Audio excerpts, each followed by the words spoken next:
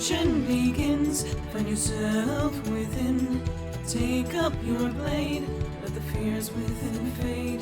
Stories are told as the die roll. Don't be afraid, make your destiny will find you in me. Friends at your side, may the group with pride. Try as you might, you now live to fight. Monster nor foe can fill you with woe. Enemies in sight, it's time to roll dice.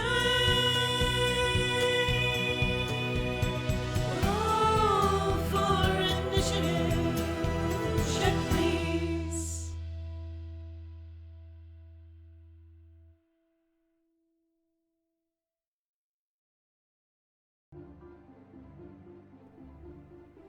Hello, checkers and pleasers. Hey. Yo. Hello, everyone, and welcome to Check Please, the role-playing game live show. I'm your DM Beardy. Down here, right along there, are my lovely players. Hello, my name is Keni, and I play Risen the Fateweaver. Hello everyone, I'm Foaly and I play Kurla, the half-orc life oracle. I'm Xeno, I play Vera, the Swarmonger. I'm Skrewy, I play Petravian, the Hivekeeper Paladin of Eden and Mellifera. And I'm Grem, and I play Lovette, the gnomish summoner. Can't be clever every week. Sometimes But you see, just that gotta was deliver clever. the line normal. Sometimes and, and that's the biggest curveball of all. So with that, you raised our hopes and dashed them quite expertly. Exactly. Yes. So with that, let's roll. Last time, the memories of Riz came back to them, revealing their past, and also the group managed to enjoy the Harvest Festival, and then made a plan with Karis on how to deal with the situation with the Deadlands and everything else going on, kind of a 4-step plan. The group then decided to research into Rasphere to find out about this Black Sapphire situation. You got some information from some books, just enough to piece together enough information to attempt a teleport spell. It went phenomenally well. The group teleported directly into the throne room of the King of the Giants, where you all had a bit of a tussle. Yeah, that's Tussle. it, tussle. Had a bit of a tussle with the king and his elite guard. And I think about 3 minutes later, they were all dead, and you guys were escaping via another teleport spell with the eye in hand. So, with victory... Storm of meteors behind us or some shit. Yeah, with a firestorm behind you. So with victory recently still like on your lips, you find yourselves back in the manor in Presidium. You have just locked away the Black Sapphire in the vault of the family of Karis's family's estate now, and that is where we pick up. So here we go. Beardy. You just have locked the doors. These giant vault doors have closed, and these magical wards and seals reactivate, locking the place down. And Karis kind of lets out a sigh of relief and turns back to the group. I can't believe that went as fast as it did. Surprise, we are really good at this shit. Can't believe that went as violently as it did. Oh, my part that's not surprising. That was the plan. Oh, I mean, like, Wasn't my plan. Right, You I guess needed might be the- uneasy. the sapphire, which was in someone's eye. Like, Yeah, exactly. assuming that there wouldn't be some sort of violence at all is just too much of a holier-than-thou kind of mindset, don't you think? I Yeah. figured there'd be violence. I didn't figure that we'd just wipe all of them out. They Okay, did but what- attack okay. us first. Me, to be fair, Riz, But what it's if the somebody king. popped in, said, "Hey, I'll give you a ton of money for a horse"? I don't know if that's a quite example. So, I don't think they're equivalent, no. yeah, look, but I do want to point out, now that we've said this out loud, I'm not making like a racial statement, not saying it's because they're giants. Because, you know, it does kind of sound like that, but no. We killed, like, it was their king, and we had to take his eye out of his head. Didn't think that was going to go peacefully. But it wasn't the their first eye, time it we was- meet the guy, and Oh, it we're was gonna take his definitely eyeball his out. eye. It was No, definitely but it wasn't his their eye. eye. Well, sure, It- but like, he didn't put it there if he didn't like it. You could. I'm fairly certain he put it there. Wait, Yes, he would that's not the have put point, it there if he did not Petravian. like it. Yes. Well, no, my point is that you're like, oh, it's his eye, it's his eye. No, it's I mean, do it's you a want jewel the in his fucking skull. whole gap where your little weird bug eye If I is got now? a good compensation for it, yeah, I would have been fine Yeah, with it. I okay, could have well, taken our Kurla money. But we was had the nothing to compensation. compensate is. What were we? Yeah, we had nothing to compensate you with, Agreed. No, and we my knew point. that. No. Hold Like, on, we were hold on. going in with a terrible bargain, so our Kelsey was going to get ugly. Karis just Um, blinks, looking back and Oh, forth between all of you. Excuse me, Karis. Yes. So we were like, "Hey, we would like your eye," and he was like, "What do you have to trade?" And Kurla like, was she was like, pleasant. "Oh, I can heal you," and he's like, "Ah, a healer. I'll keep that one." So he wanted to keep Kurla, and I feel like Mhm. that's not cool. No, it's not. Oh, Slavery, no, we don't. we don't yeah, condone we're- it. No, No. not Yeah, at all. it's like pretty much the only thing that could have turned us off like that so quickly. Yeah. So I mean, I feel like killing someone like that isn't really that big of an issue. yeah. I mean, besides, I was gonna keep Kurla. Beg pardon? It was a joke, like because you were gonna live here. Kurla just sort of smiles and their face might flush slightly, but they're also going to say, it at least means a lot to me that you weren't willing to sell me into slavery. That's meaningful, at least. Kind of a long course. glance at... Never mind. And who? And who? Yeah. Nope, not finishing that sentence. Go. No, it's okay. You I want to say sense Petravian. motive. Yeah, I perception check. You say Yeah. Petravian. We all Insight know it. check. Give me that sense motive. Who you looking at? I got a nat one, but it's still Say it. 31. Say it. You want to say it? Oh wow, I did not get anywhere near a 31, and I did Wow. not get a nat Come on, one. hit me. Hit me. Quit trying to That's hit all I me and need to hit say me. about that. Is it It actually? might have been Petravian. Aha. Maybe. Maybe. Maybe. Maybe. But I mean, all that aside, kudos go to Lovette. Mwah! Masterful landing. Oh yeah, well I mean, I guess it's getting better. And you thought that you'd need to, spend money on higher end equipment to get that kind of accuracy. Yeah, That I'm was quite definitely impressive. glad I I'm didn't with do that. Petravian on that. I mean, realistically, the chances of us getting off cars were pretty slim to begin with.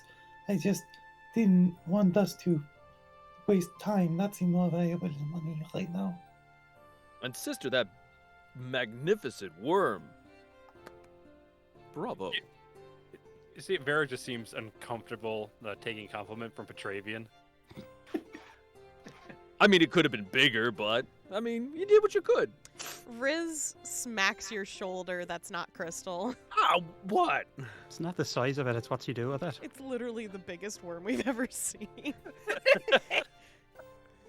Is it? Yes. Yeah, it was a fucking It's giant. bigger than versus the Colossus. frost worm. It was bigger than that. Yeah, it was bigger than the shit! frostworm. I thought the Yeah. frost worm was Shut the bigger. fuck Oh, up. shit. How big was the frost worm? What size category was that? I thought they were the same Archie's? kind. They were probably similar sized. Yeah. But we did get a Vera made it refrigerator out of bigger. him. Oh, Vera no, made that's true. It's a bite attack bigger, but the worm itself stayed the same size. They're And both the like frost. as big as it gets. No, the frost worms you guys fought were size category huge. Oh, the, okay.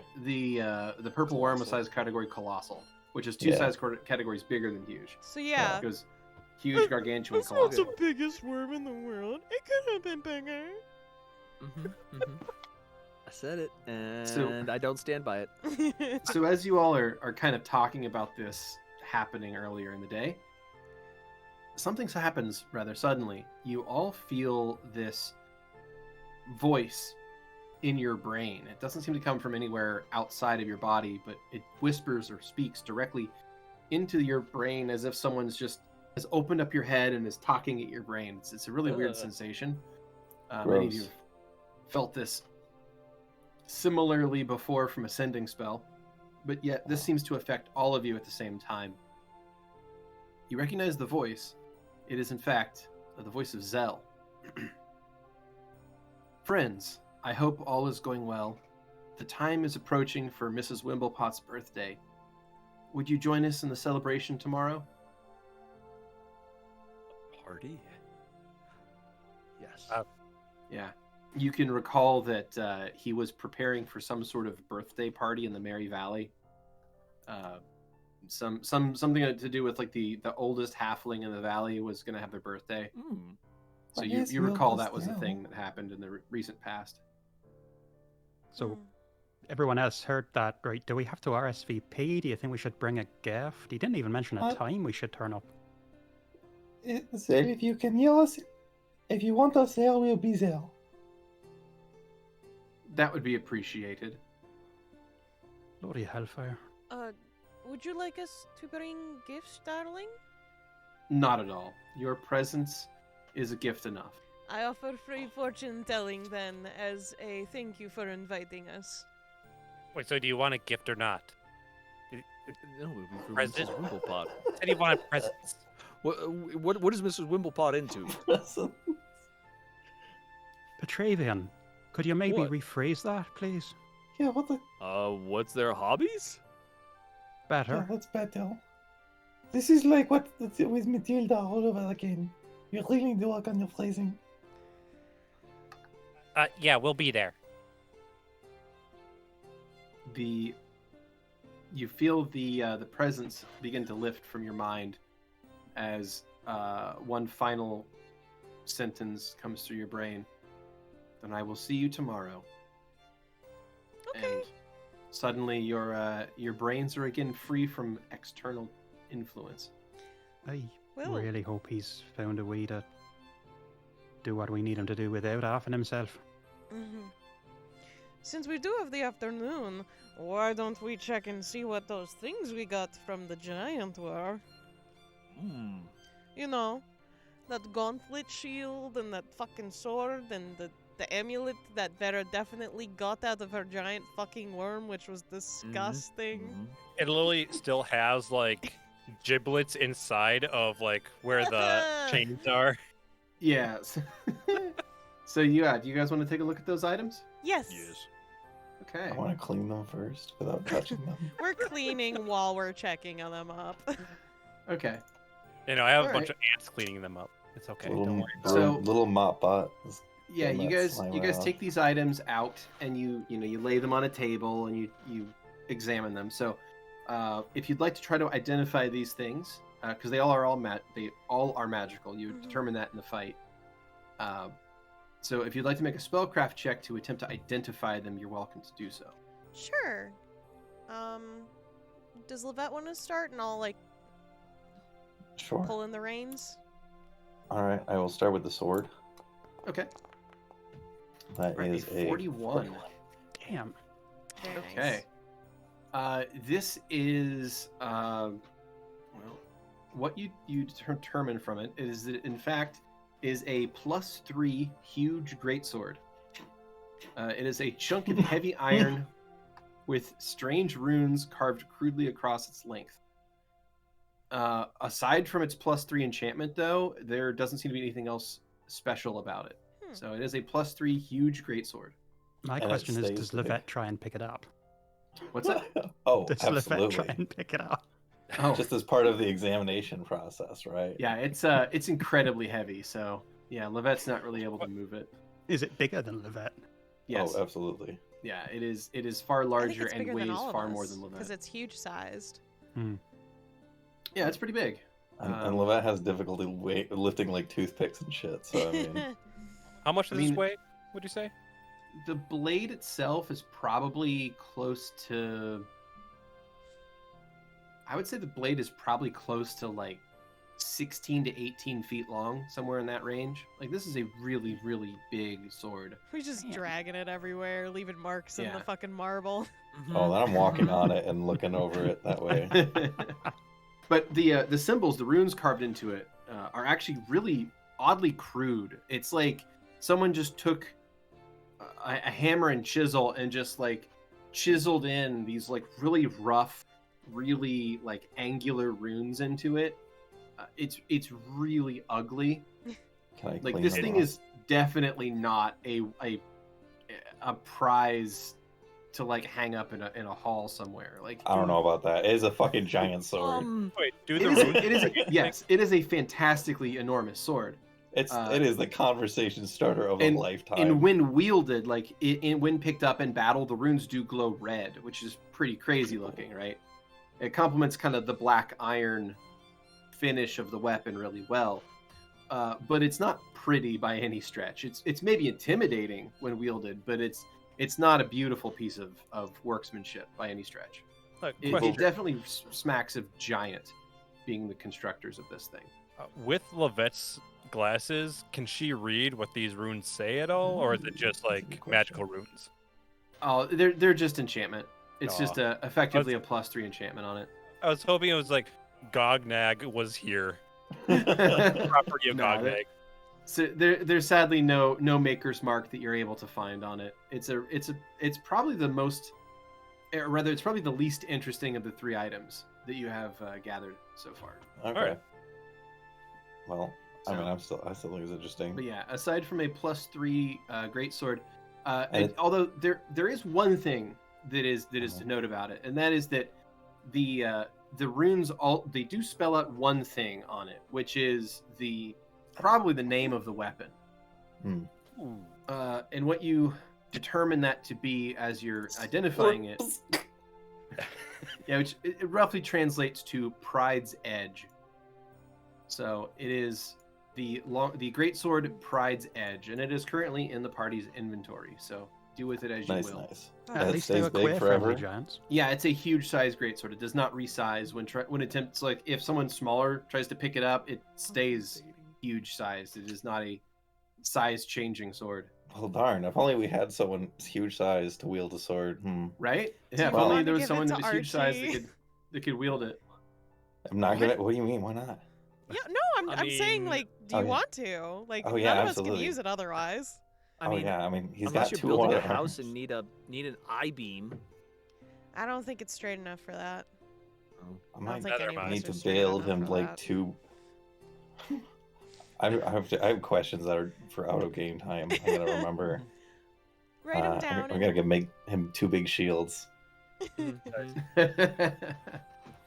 So It's just a Dark Souls boss now. oh, you're right. Holy shit. Yeah, Archie is becoming a Dark Souls boss. The bar This just is says not gonna- Archie, the goodest boy. This is not going to turn on and bite us in the ass. No. No. All right. Definitely So gonna be a I will boss go in a ahead and future do campaign. I mean, we'll see. Like a mini boss. Mini. He huge. Yeah, what's mini about Archie? Oh He bigger wait, than did I you. roll the wrong thing? Did I So click- what are you That's sense what are you trying to do? I'm sorry. Uh, I was Grim's meant to trying do to do spellcraft and I just completely clicked the wrong thing. Okay, well there's There you 2 go. items. So call There out we the go. item This is for the helmet. for the helm. There was a helmet. There This is is no number helmet. 41. Oh, sorry. What was the other thing then? So there's There was an amulet the shield amulet. and there's a gauntlet. Oh, there's okay, an- then there's this is an the amulet and there's a gauntlet. Sorry. Those are the 2 items. Right, the helmet was not magical. That's right. Yeah, this is one gauntlet. This was the gauntlet. Okay. Yes. All right. So what you find is it is a large metal gauntlet inlaid with strange runes and symbols that are alien to your eye. This is a type of enchantment that you are not particularly familiar with, but with a 41, you are able to identify it. You trace what the effect is supposed to be, and what you believe this is some form of shield spell built into the gauntlet that when the user activates it, it creates an intangible force field in front of the wrist that is able to grant standard shield bonus AC, as well as store any spells cast into it to be reflected back as like a standard action the following round.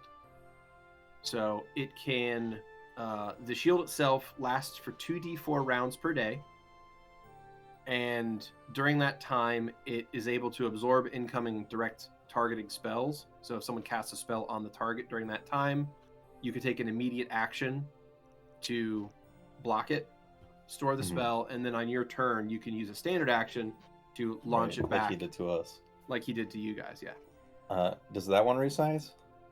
No. Okay, then I guess we probably gotta keep that for Archie as well. You could try to resize it. I mean, that's possible. Like, you could try to use some magic to shrink it or grow it. Right. But it does not immediately resize to a user. Okay. Well, that's a discussion I'm willing to have, but we'll go through the amulet before that. Because I can think of some. There's a couple good uses for that. Yeah, Vera will hand it to you. It's like it's currently. I keep clicking sense mode because we did the one and my brain is just hooked on it. I'm sorry. There we are. That was a real bad roll both times. Anyway. What were you saying, Xeno? Don't worry about it. It's all good. Sorry. All right, and for the final one, you pick up this this amulet. Now, this is an amulet. Is like a wide stone carving of a stylized eye, surrounded by strange line work, maybe indicating magic or power. There's a thick red braided cord fit through a hole in the top of the amulet so that it can be worn around the neck. Now, the good thing is about this is even the size it is, it can still be worn as an amulet by anyone. Okay. So it might be a little bit big on like a small creature, but it would still fit. Like the cord's adjustable. So this one could be worn by anybody. Now, your 30 spellcraft is enough to identify it. It does seem to be some kind of stat enhancer. You believe that this amulet is able to enhance the ability scores of anyone who wears it by +2 to all scores. Holy shit. God dang. Bloody hell. Who's not wearing an amulet or a neck piece? Good question. I know I want one, and I don't need it that bad. I'm not. I have amulet of natural armor. So As do I. +2. Okay. Riz is the squishiest. What about Vera? I have the Hive Queen's amulet. Okay. I mean, it has an eye on it. It seems perfect for me. I have Magamoto. You grabbing that one, Riz? Please and thank you, Lovette. Yeah, I mean, the only other person I could think of would be Al-Shabaab. Cool. Mine. Everything else fits him just fine, so it seems like a wild trade. Does seem your style. Yes. damn. We're gonna have stupid stats now. They were already stupid. I know. They were already pretty good, yeah. I know, they were already very stupid. Well, I wasn't wearing an amulet, so it was fine. Yeah. Yeah, and that is in the party loot, so feel free to jump in the party loot and grab that item for yourself and equip it if you so choose. Oh, I have a feeling. I have a tingle. I might get that checked out. Don't have tingles. Petravian does. okay. Hold on. Can I? I guess I can't. Petravian be like, y'all remember the last time we found a bunch of shit that looks all really cool? Maybe, I don't know. Maybe look for getting curses on it. And no one was wearing those items at the time. Yeah. Whereas I don't think You the king think he would was be just wearing. causing the shit out of himself? Sure, we can do that. Maybe. I mean, I guess it's well Maybe set he was up. immune to it. I don't know. Just Yeah, I mean, like, there could be selective curses, I suppose. It's worth a look. I suppose, I get your point. I don't think it's very likely. Would that just be more spellcraft, or do I already know that? You already did it. Like, you already identified it. Right, As a so 30. they already know that they're not? okay. Okay. Yeah, like fair you enough. you identified it as a amulet of lesser perfection. Okay. Or lesser perfection. Lesser perfection. Okay. That part there means it's not cast. Oh. Well, wonderful. You can look with a hook. Is that all of it? I think so. Yeah, I think it was only 3 items. Who's taking the gauntlets? Since they do not resize, maybe Archie? I mean- Otherwise, we're going to have to find someone who can do a spell. You could try to reduce its size through magic as well, but that would take time. I mean, I'm certainly in favor of pumping him up, but I also understand if someone else feels unsafe as he's. No, I'm good. I got mine. I kind of need my fingers free for the whole finger wiggling business, so I already have armor as my gauntlet, so it's not like I could use it. And Alright, it's settled. the metal would interfere too much with my natural magic, I assume. We have to get Yeah. a transmutation, otherwise. I didn't trying to cut you off there. I didn't think you were making a beat for it.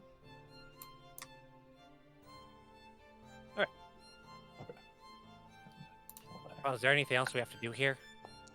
Obviously, we have the Merry Valley to go to tomorrow.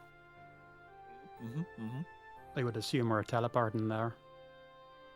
Stands to reason since we're in rather a rush, but do we need to visit the cart or the bardo at all before then? Unless Riz, you want to see a horse? We still probably have a little bit until the Deadlands. I mean, we would know if the Deadlands reached the Holy City, probably, so I think the Vardo is safe for now, but anything past his birthday day.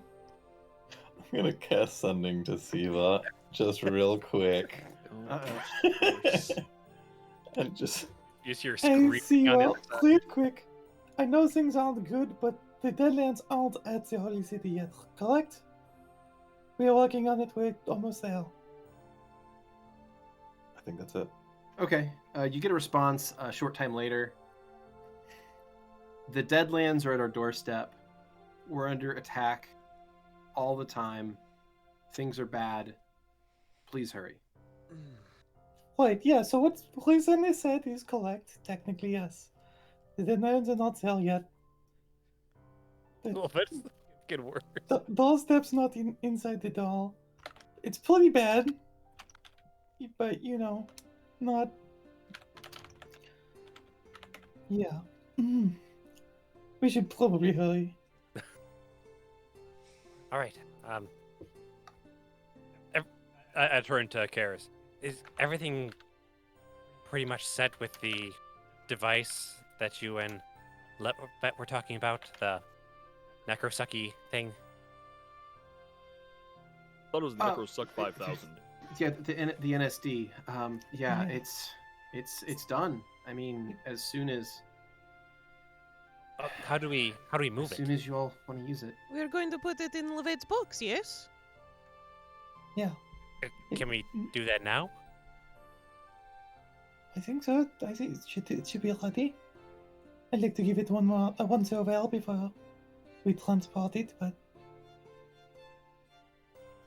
Should I roll an engineering check, or should we just say that it looks good? Yeah, go ahead and give it a once over. You can even like test fire it here if you want. I don't know if Possibly that's a go good wrong. idea, but that is very in character for Lovette to do. I mean, you can set it to like 1% power. Yeah, that's what I'll do. Wow, that was a nat 1, so only a 28 on the engineering. No. Oh god. Okay. Oh no! Oh god. All right. Here's what's gonna happen. So, Lovette like slaps goggles on, gets in there, gloves, starts like rooting around in some of the machinery on this thing, and the design of this thing is this giant metal spiral that kind of moves up and around this room with this big funnel on the top. And Lovette's kind of rooting around in some of the guts of this thing, making sure that all the routing is all right and everything is correct. Climbs back out of it, drops back to the ground, goes over and gets ready to activate it, setting it to 1% power. Just do a test fire, nothing major. And accidentally sets it to 10% power instead of 1% power. It's like exactly that. Like misreads the dial or screws up something, just ever so slightly, and starts it. Thought that So- there was a decimal point on the dial. Yeah. But that's how I usually fashion them, and that's not what Karis Right. did. Yeah, so it was an error in translation maybe. So you activate the device. So this whole thing begins to hum and shake, and all these different metal plates start to move around against each other. The whole thing starts like there's this tapping, like a metal hammering somewhere inside this thing, and the whole thing is shaking and moving to life. Like steam starts to shoot out of certain points of it, and there is this feeling of it's sort of difficult. It's almost like indigestion at first. Like you feel like you have like this expanding ball of gas inside your stomach, like you need to burp, but you can't, and it keeps getting like bigger and bigger and bigger, and it starts to like crush at your insides a little bit, like it's filling you up with so much, like you're being filled up with so much stuff that you feel like you're gonna burst. And not so familiar with that one. Yeah, so it's just like this almost this incredibly bad like indigestive or gas pain kind of in your stomach. And as this happens, Lovette realizes the mistake and like quickly shuts the system off. But in that time, everyone's gonna take about 44 points of damage. Jesus. So, just in that very short time. It works! like Karis like doubles over Oh, on the ground, like, God, what The was children are that? dead. Okay, so that's 1 point, so not 0.01 on the dial. I'll remember that next time. So the system, like as it shuts down, it like this, like the energy, the sound of this thing, like slowly kind of goes back and drones back to nothingness. But after this effect, like the doors burst open and both the kids run in to like Mom, to what's hear wrong? what happened. Oh, kids, hey, there was just a small accident. It's okay. We're just doing science in here. It's fine. This is normal. Science fucking sucks. It's just you're feeling progress. That's what you're feeling right now. Just use magic. Lovette, the kids are pretty much giving you a death glare.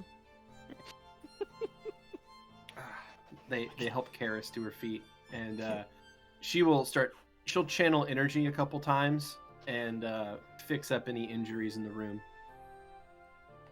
Oh my gosh, Whew. it So helps. a few seconds later, everybody's breathing a little bit easier. Okay, no more test trials in the house. That's it. That's done. We But- got it. It works. I suppose that's a demonstration that it definitely functions. Also, really illustrates your whole point about not being near it when we turned down, which I took seriously. But I Yeah. don't mean to assume otherwise.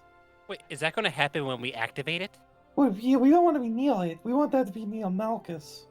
So will I there, thought you know, we be a wanted it to timer? be in the Deadlands. Well, yeah, I mean, he's gonna probably do that. I mean, Are we Isn't sure that it? about that? He was well, all, what's his I'm whole going thing? to Like, Perota to make my true throne. It's been like a couple months. Okay, it's hard to remember things.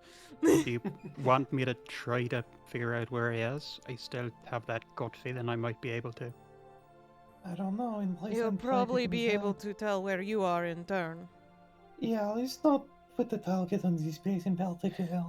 Yeah, scrying's usually a two-way street if it's after somebody particularly powerful. I don't think it's quite like scrying, but I really would rather it not be here, please. yeah, no, that makes sense. Just offering. But seriously, if we are activating that thing at full power, aren't we just going to die immediately? No, Is we- there a there's way to timer. activate it without being next to it? Yeah, it's got a timer. Ah, Time setting. It wasn't. I would if we use the time setting here at 1%, mind you. I didn't think I was gonna see what happened, so didn't I? This much- wasn't the plan. so should we just go at the center of the Deadlands then when we put this up? Probably. Probably wherever the mega spell hit. Or as I close mean, to it as we can. the Deadlands are already to the Holy City, or to the city's doorstep. is what I was told.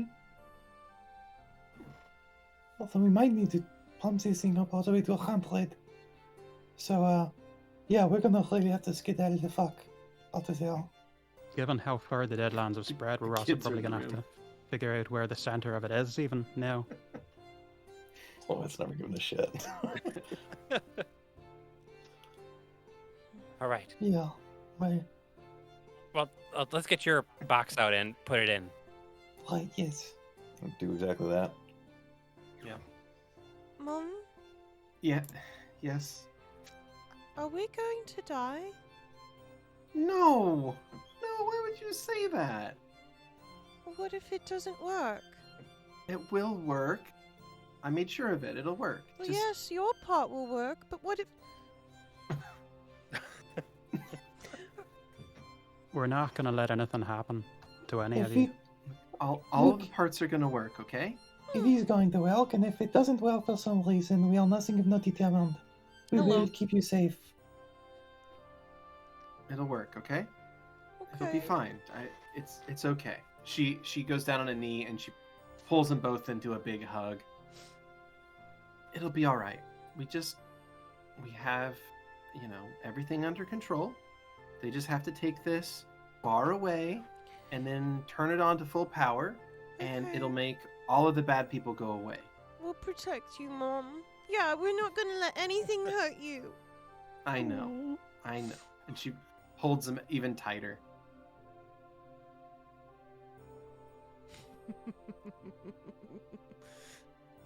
All right. So, are we currently getting this thing in, or is it already in now? Yeah. I mean, Yeah, so within a few moments, like Lovette works their abilities, and the NSD has been contained within the box. And I want to reiterate, it is called a necrotic siphon device. Okay, I don't know who started saying necrosaki. I think That's it was not what it's called. Karis. I mean, it sounds like the same word, so. The Karis I mean, it's the same thing. And I don't kind of feel that think that Karis came up put with all it. his time and building into it, that it maybe Karis deserves the Definitely right to Karis. name it. Yeah, that's true. Mhm.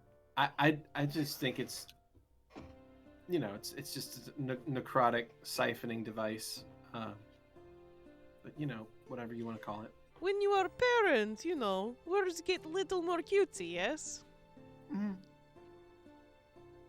Well, Yeah, I mean, I suppose that's true, but I don't know if that's. It kind of sounds like, never mind. I mean, I just feel like siphon is a bit too pretentious. That's all I'm saying. But it's siphons. It doesn't just suck. It stalls. Vera has a Constant. point. You do sound very pretentious when you But say they are it. different things. Here, let's. I'm pretty, you know me. So, necro siphoning device, necrosaki.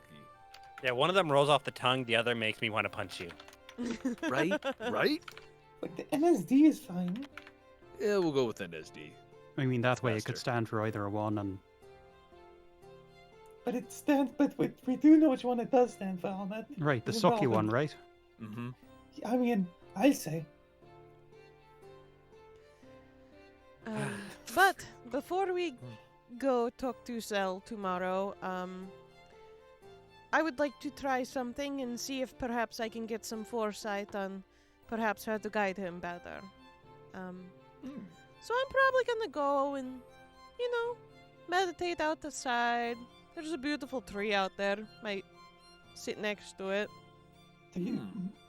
Is Jiro down here with us? Jiro's always here. Yeah, probably. Right there. Sorry, just out of character, guide who better, Kenny? I didn't. Zell. Thank you. Yeah, Cool. Jill, could you help me with something? I don't know actually. I know you have skills with the throwing weapons and the small weapons. Do you know how to use like larger blades? Jiro thinks about it for a moment and unsheaths one of his wakasashis, which is kind of a short-bladed katana, Right.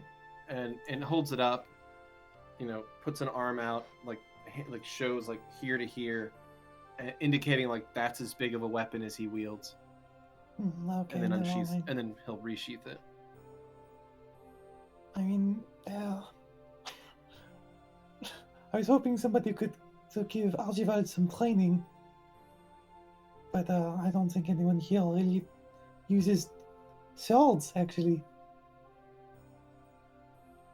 I've I got the mean- staff.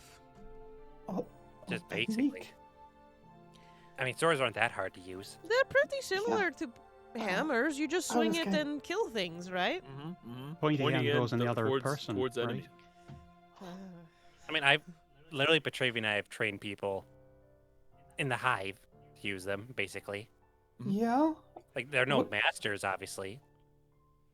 Well, I Is mean, there- I'm trying to get him kind of good at these. Is there, I mean, forgive me for being potentially insensitive here, but is there enough of Archie left in Archie to be able to pick up something that complex? I mean, he's not going to put his own spin on it, but he can memorize farms. Pretty sure Lovette can just tell Archie to do things and he'll do them. I mean, So if you have mechanically, somebody but- who, well, yeah, so he's not so simple instructions like point to pointy, and that he's going to be confused by somebody who actually knows what they're doing. Could show him like a farm. I think he would be able to do that. I mean, he might replicate it too closely. I don't know. Speaking of which, how is your work going on whatever it was you were working on to try and help him? It's still in the opening stages. It's a big project. I don't know when it will be finished. Yeah, it sucks. he's we don't worth it. have- Of course, it's been tricky, but it's fine. Yeah, it's in progress. So if we're heading out to see Zell tomorrow, we've got the rest of the day then to, I don't know, get our affairs in order. That's what Yeah. it's beginning to feel like. That's why I said I was gonna go meditate Right. and try to find an answer for him, maybe.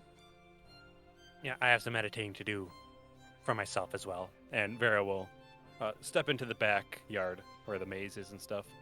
Yeah, Riz will follow Vera because they're gonna be meditating outside as well. Petravian's gonna follow Vera. Kurla's gonna stay with Lovette because they have a conversation that they would like to have with Lovette. All right. So Oh. the group drifts in different directions, with Riz, Petravian, Vera, Jiro heading to the backyard.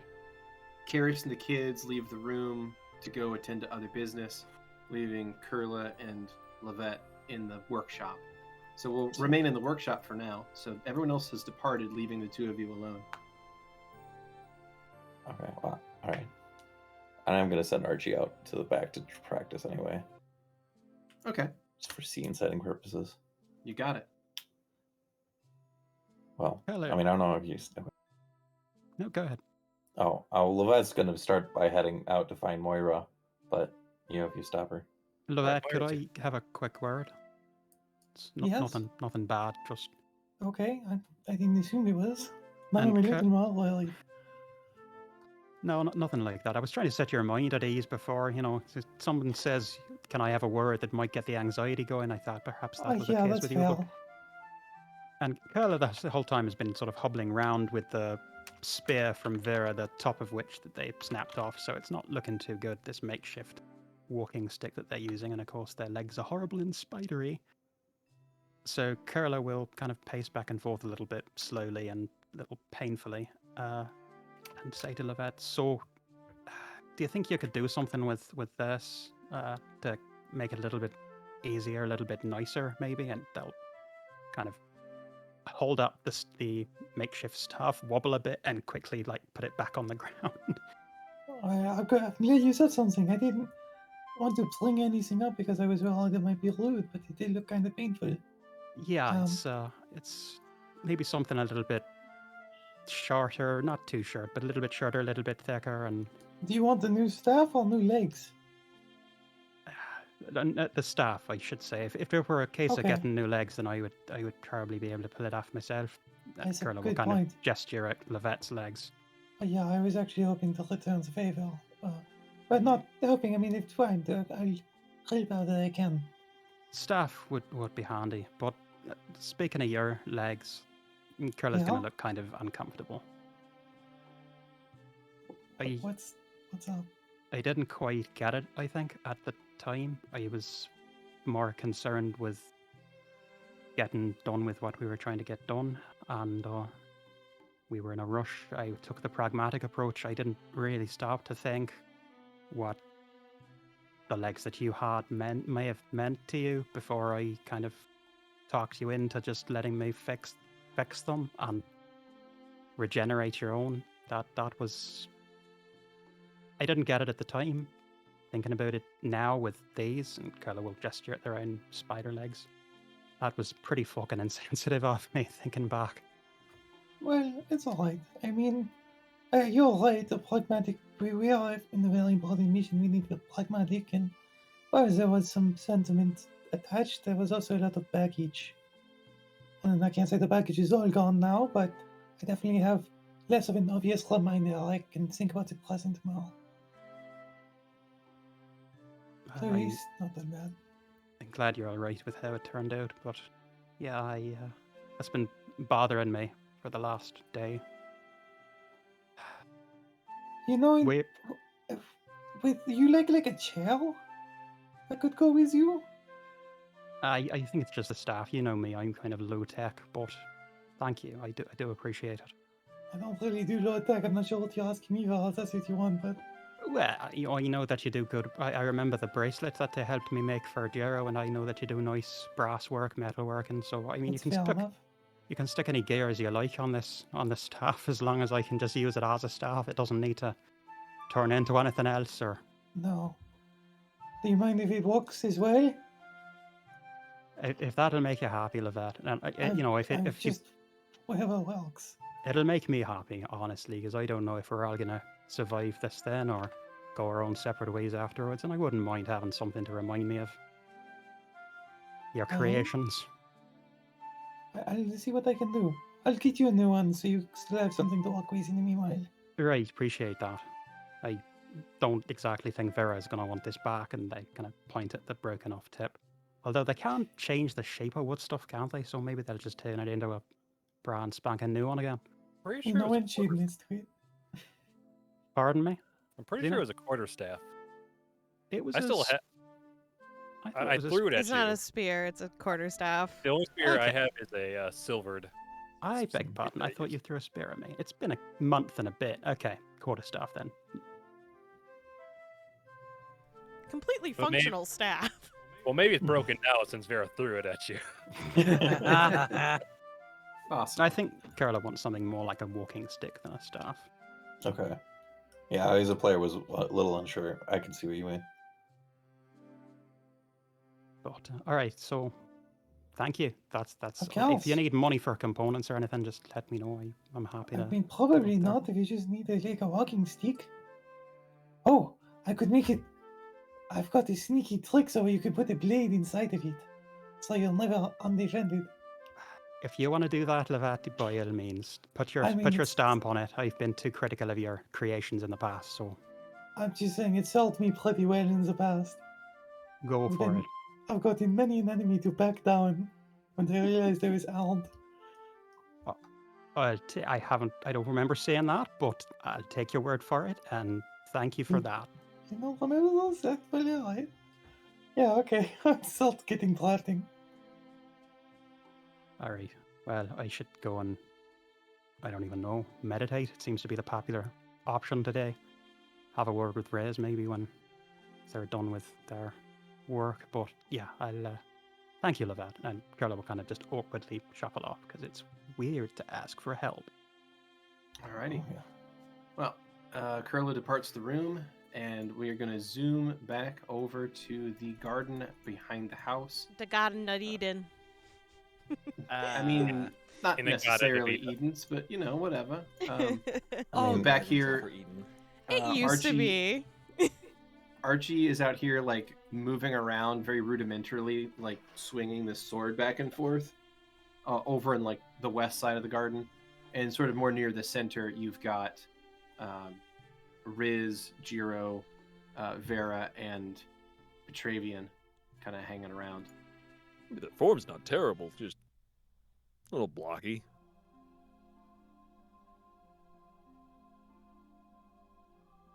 I mean, I could always try to show him how I can use a sword, but I'll have to wait until a bit later. Yeah. Do you know how to do that, brother? Any? What, to teach? Well, yeah, I mean- well, show him a few lessons. Yeah, I can do that. I had a thought before I go help. So seeing as what the NSD, I hope it'll all. I'm certain it'll all work, right? We can only hope it does. Not like anything else we can do will help the situation. Pretty much our only hope in that. I had a sort of thought.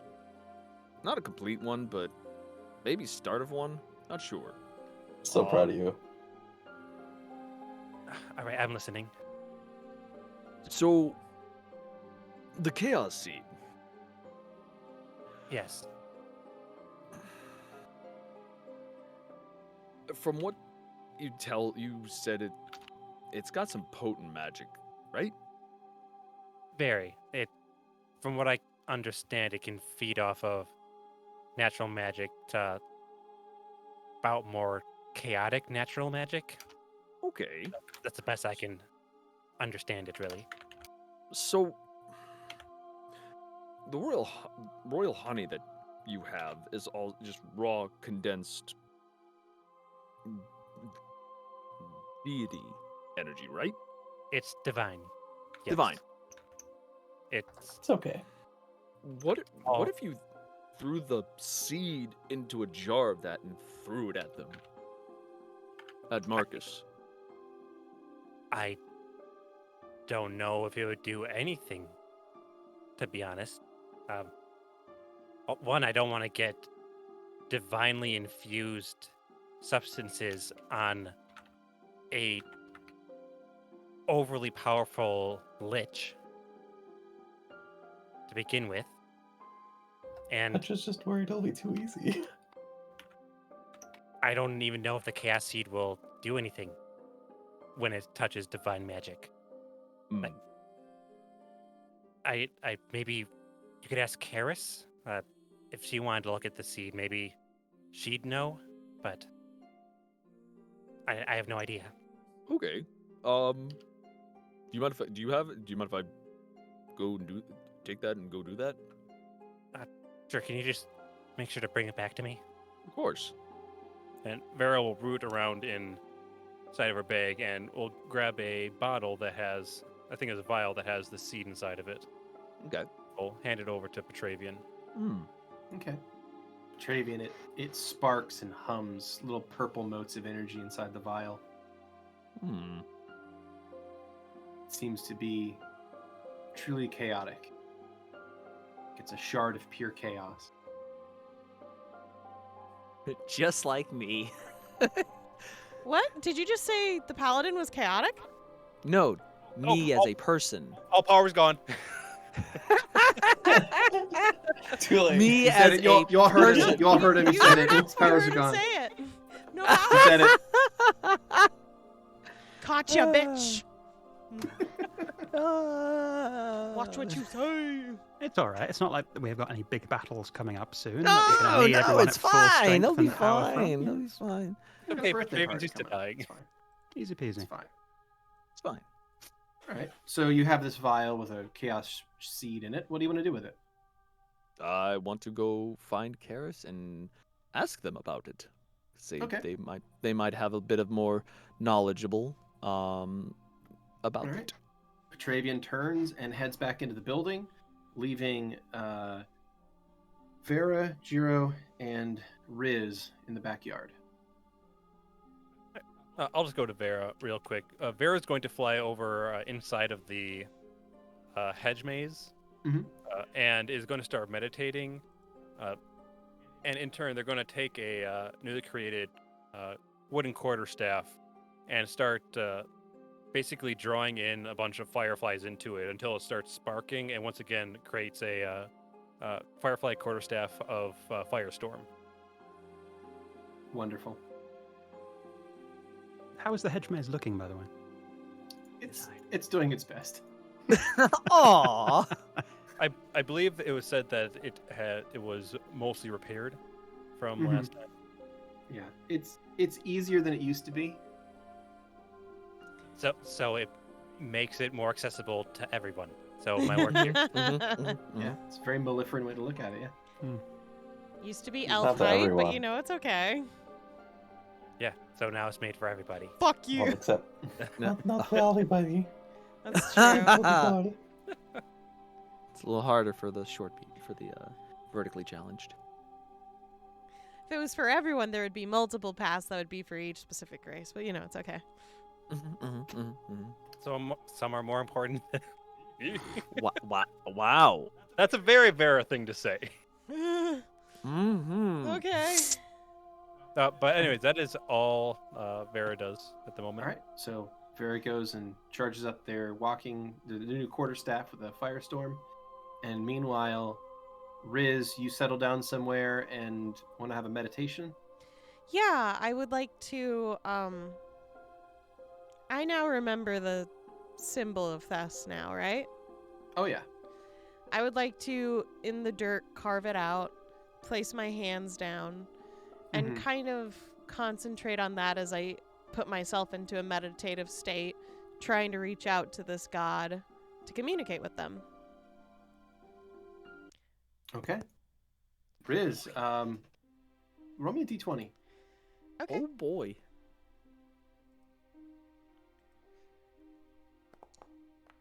Nat 20? All right then. Well, in that case, the fates agree. yeah, the fates agree indeed. Christ. Perfect. Well, Riz, Mm. you are, as you place your hands down on either side of the symbol of Thess, you are no longer in the garden. You find yourself standing on a flat crystal floor that stretches off into infinity. It's perfectly see-through, aside from just a little bit of light that reflects off of it, so you know it's there. And above you and around you and in all directions is the endless starscape of the universe. You're not alone. Standing there before you is Thess. She looks at you, up and down, kind of regards you, and then we'll just simply say,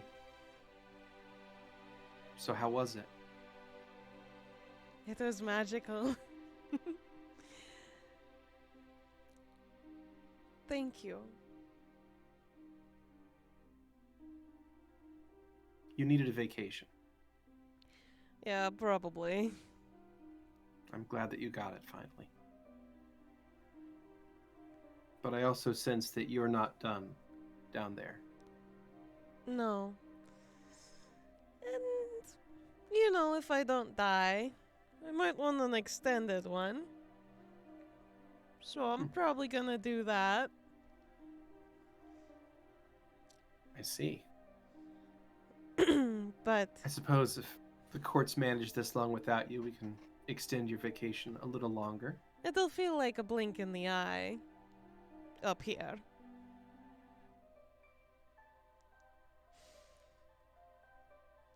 I need some help. All right. And what can I do for you? I need to guide someone into using, or rather utilizing, true harmony of the world. And using that energy so that I can reverse the deadlands that are on the world that I am on.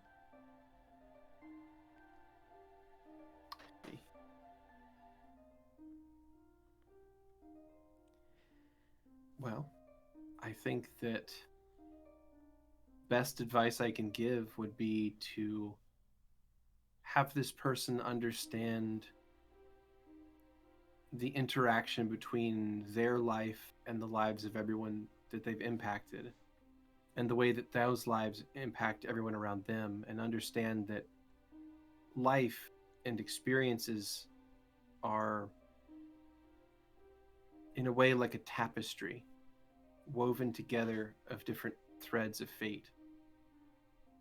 And they all come together to form the great picture of all things.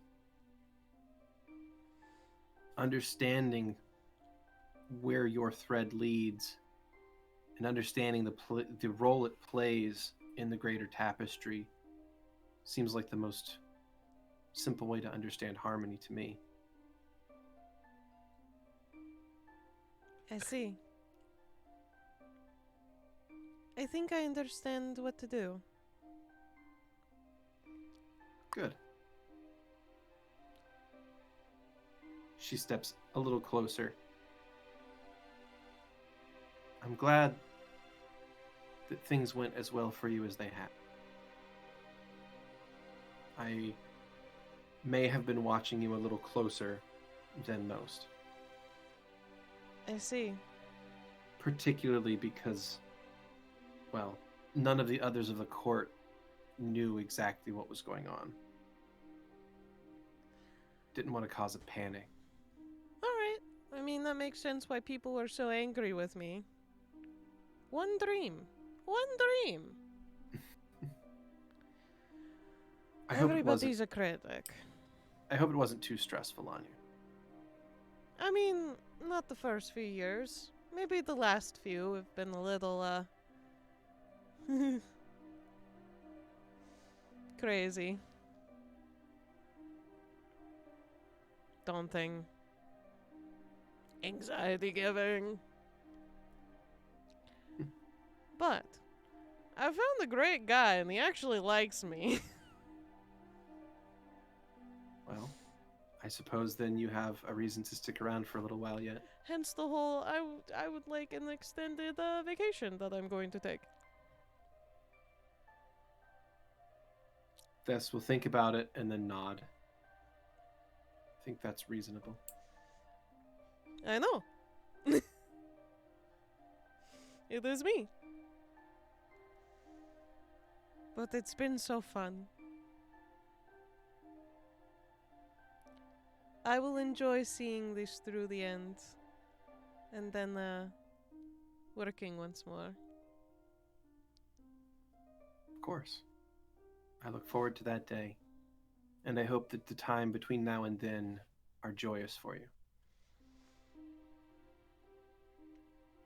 And they kind of hesitate for a moment, and then they go up and they hug them. Thess wraps her arms around you, and just from a general standpoint on sizes, Oh, yeah. Thess is a bit bigger than you, Just a bit. a bit taller than you. Thess, just to explain, sort of looks like this being clad in these fine purple silk, like almost like a silk dress, but they don't really look humanoid exactly. They sort of have a cross between a person wearing like a formal purple evening gown and a biblically accurate angel, if that's a way to describe them properly, culminating in this glowing stylized eye where their head should be, like this their holy symbol effectively. But they'll wrap their arms around you and pull you into a tender hug, and will release you. And as they do, you find yourself back in the garden. Well, this will either confuse him or make things easier. Who fucking knows? Jiro smiles at you. We will find out. Riz will scoot over by Jiro and rest their head on his shoulder. Just relax. Jiro puts an arm around them and holds them there in the garden. And I I think- think during Go that ahead. time, Mhm. I'm just gonna say we skip over it, but I think Riz would like to tell Jiro the truth about themselves. okay. Just while they're relaxing, just kind of slowly tell him who they are, Mhm. really. Okay. All right.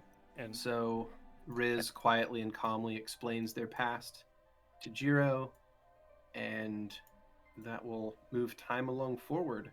I think Vera will make a crude scimitar out of wood, Okay.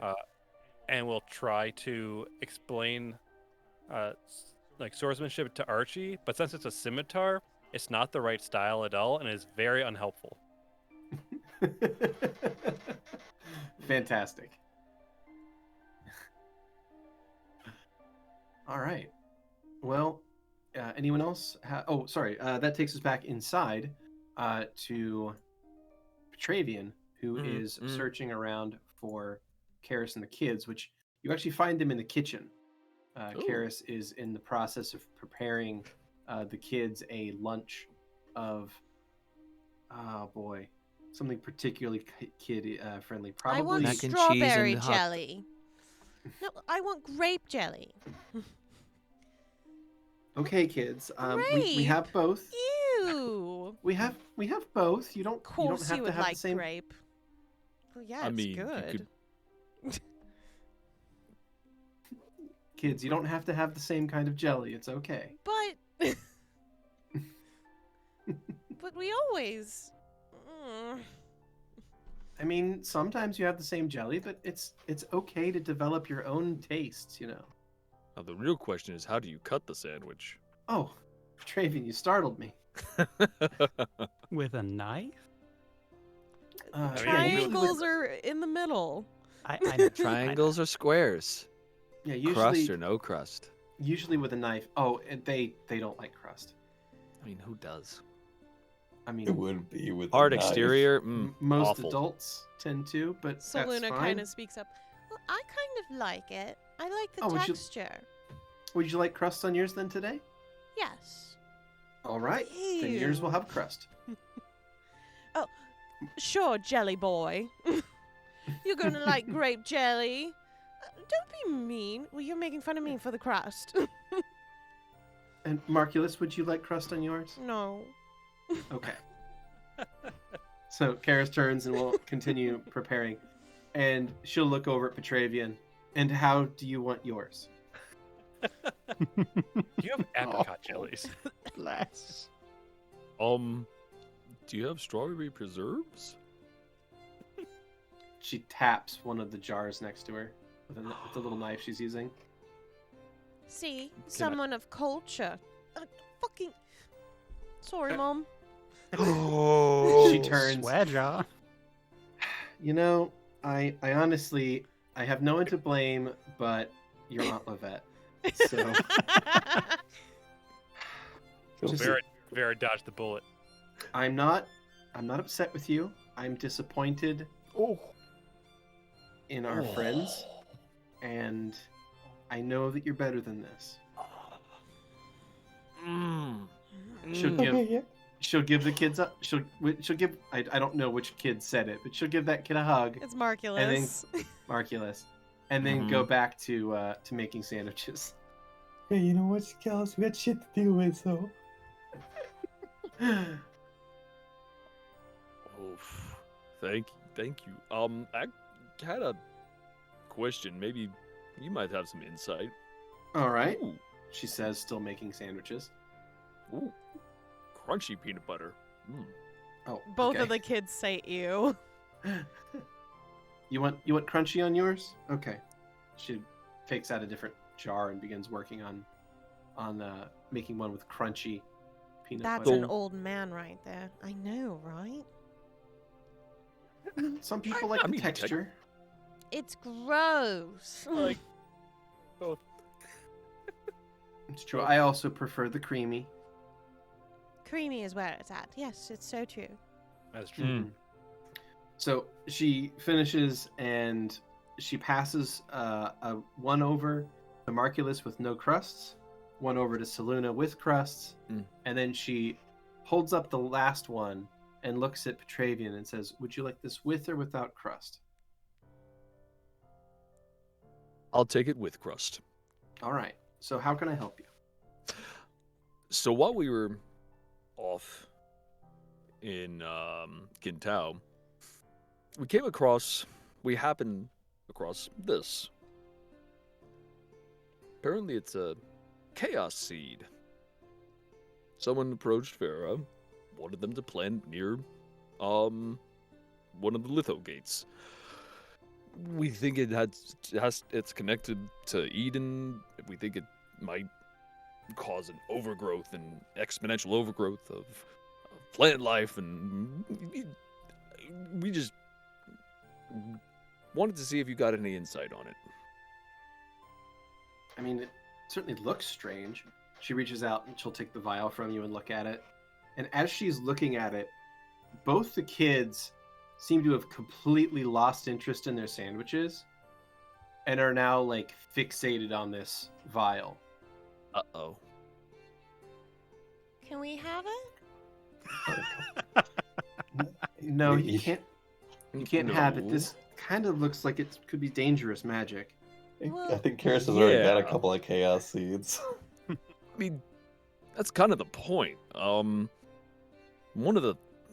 My idea is, I'm not saying it would destroy Marcus, but maybe if it may distract him if we were to toss it in a jar of that royal honey that Vera has and threw it at him.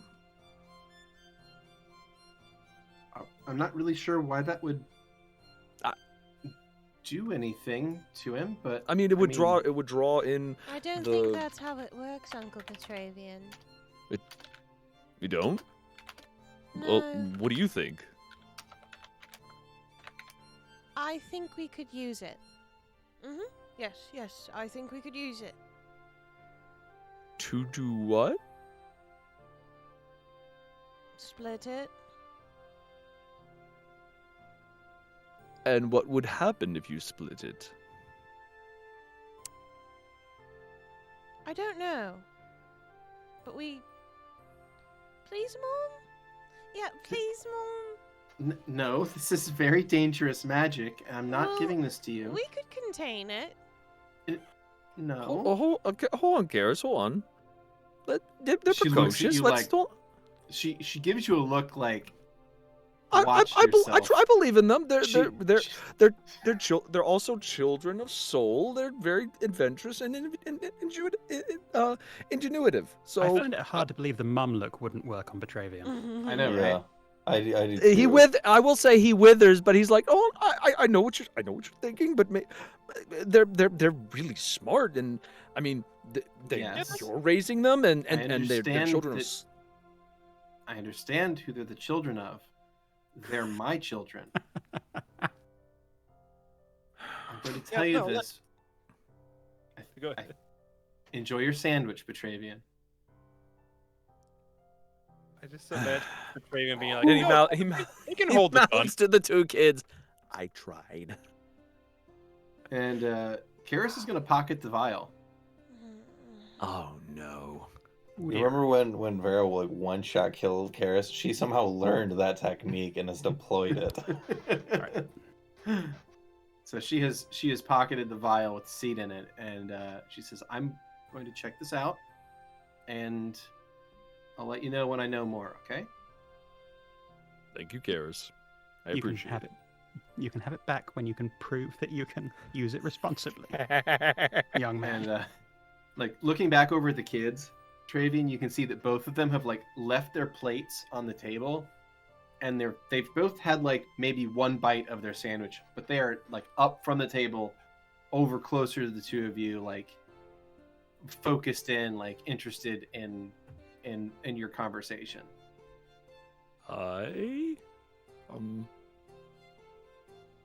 They're just staring at Karis's pocket.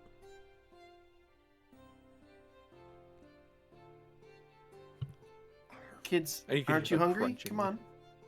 Finish your sandwiches. Okay. And they begrudgingly go back to the table, but their eyes keep glancing back towards the pocket.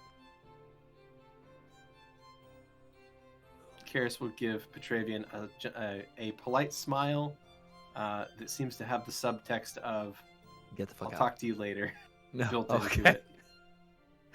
Okay. Hey, crunch. So Petravian, you walk back through the manor, Mhm. eating your crunchy peanut butter and strawberry preserves sandwich with crust on. And as you're strolling through the area, you kind of look through some of the halls, and you think this place is honestly kind of too big and a little bit overly fancy. Just in general, like some of these stained glass windows are a little bit too much for you. Pretty, but a lot of upkeep.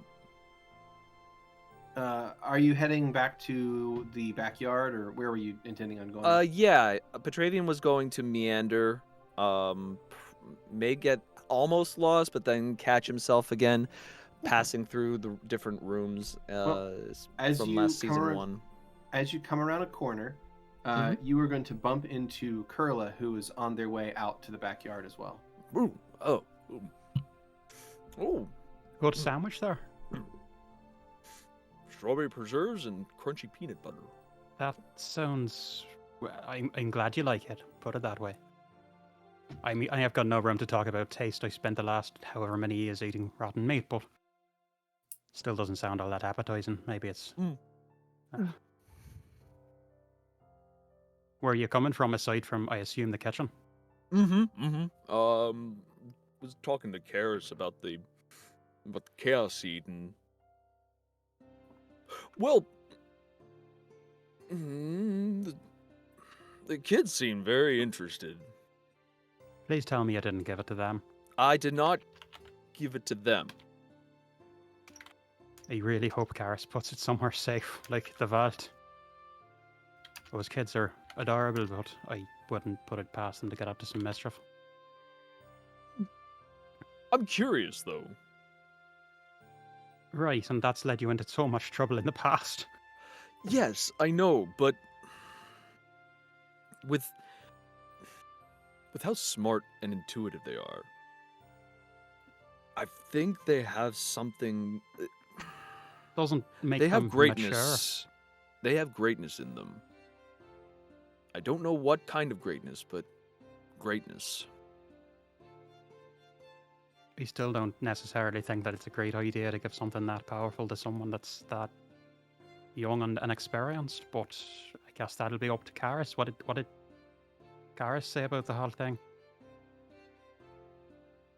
I'm going to be talked to later. Oh dear, is someone in trouble? I don't know. I think so, but we shall see. I mean, if you're going to spend the night with your nose in the corner holding a gold coin up against the wall, then you don't envy you that one. What, that's That not an sounds amulet? awful. I'd rather I take a mean- flogging. I mean, the coin thing was the least of what happened to us in Paliana if we misbehaved, but alright. Guess that's not a normal. Is that not mean- widespread? Flogging and then cleaning and digging a new latrine. Fun. Whatever. Like that's what they did in the Legions, or that's what your parents did. I thought you got on well with your folks. Oh no, this was in the Legion. I would bloody hope so. I mean, how many latrines would you need at your own personal home? Anyway, this place is a Well, fucking it'll maze. go. I don't suppose you know where the library is, do you? I'd like to do a roll for that, if you don't mind, there, Beardy. Yeah, go for it. Well, what would you like on that? That'd be Just knowledge. Give me a D20 local? modified by your wisdom. Okay. My wisdom, I believe, is a 0, so it is a flat 20, baby. Bless. Respectable 13. All right, you remember where the library is, or you could figure it out based on the architecture. This way, actually. I was gonna try and look for Riz, but I figured I should take care of a couple of things first. There. Oh yeah, they're out Oh, in the garden. But hey, I'll join you over in the library. Maybe I should wash my hands though first. Yeah, you go touching books or scrolls with, what was it, crunchy peanut butter and jelly? No, just no. Yeah. I mean, That'll not be gonna say another it's the only flogging way in to do another it, but- latrine. No, I learned that lesson years ago. Never go into a library with dirty hands. Yeah, one of the Detlevs might have a word with you. Wonder if they have. Do they have a Detlev here? I have no idea. I hope that we At survive Karis's this. house. I hope we survive this shit coming up because I kind of want to have another look at that guy. But Bigger wanna fish to solve fry that first. mystery. so, where is the library? Right over here. I mean, far left is a circle, so I feel like I must have passed it once or twice already. No, you just needed to do. It's over here. Come on. Oh, it's So the a moment. big. You can just go to the library. Yeah. A moment later, Petravian takes you through an archway into a large, open area with lots and lots of books. The room itself is about 2 stories tall, with a balcony level above you, and books all over this place. It has that wonderful old paper smell permeates the you room. never get tired of this place. Ah, the smell of knowledge and mold. It's a good smell. Well, a few books were few and far between, and I read as much as I could, but gracious me, I could spend a lifetime in here. But Well, things to do. I'll leave you to it. Unless you need any Cheers. help. No, I think I can manage. Maybe. All Kurla's right. gonna kind of look at. I just hope the books are on the first level. Kurla will look at, I assume, a ladder leading up to the higher rows of books. Yeah, there's a small staircase leading up to the balcony level that How- has more books on that level. So How tricky is it to navigate with a quarterstaff I mean, and it's spider a pretty legs? standard staircase. So I Okay. mean, trickier for you than most people now, but not impossible Okay. by any stretch. Well- So what are you looking for? Kurla's going to be looking for books on Veluna. Okay, Anything to do Uh, with Veluna and their religion. wonderful. Go ahead and give me a perception check to search the area for any books that meet those criteria. I would be happy to. Ooh, that was a nat 1 for an adjusted total of 24. Damn. Okay. I mean, You search the area, but the only thing you're able to find is a book that's already been pulled out from one of the shelves and is on a table, and it's called like The Moon and You.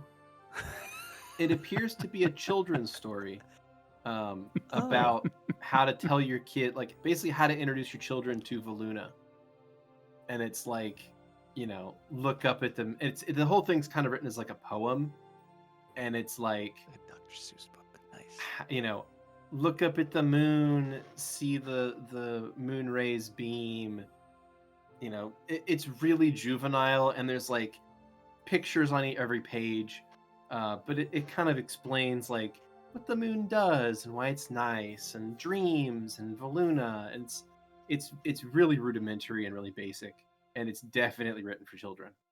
Kurla is nonetheless going to read through it 2 or 3 times. Yeah, by the end of that, you feel like, yeah, okay. That's definitely a thing. That's a book. They'll finish up with it and then sigh and take their tiny little journal out of their pouch and flip through it, scratch something off. Maybe it's a to-do list. But they will then look at the next item and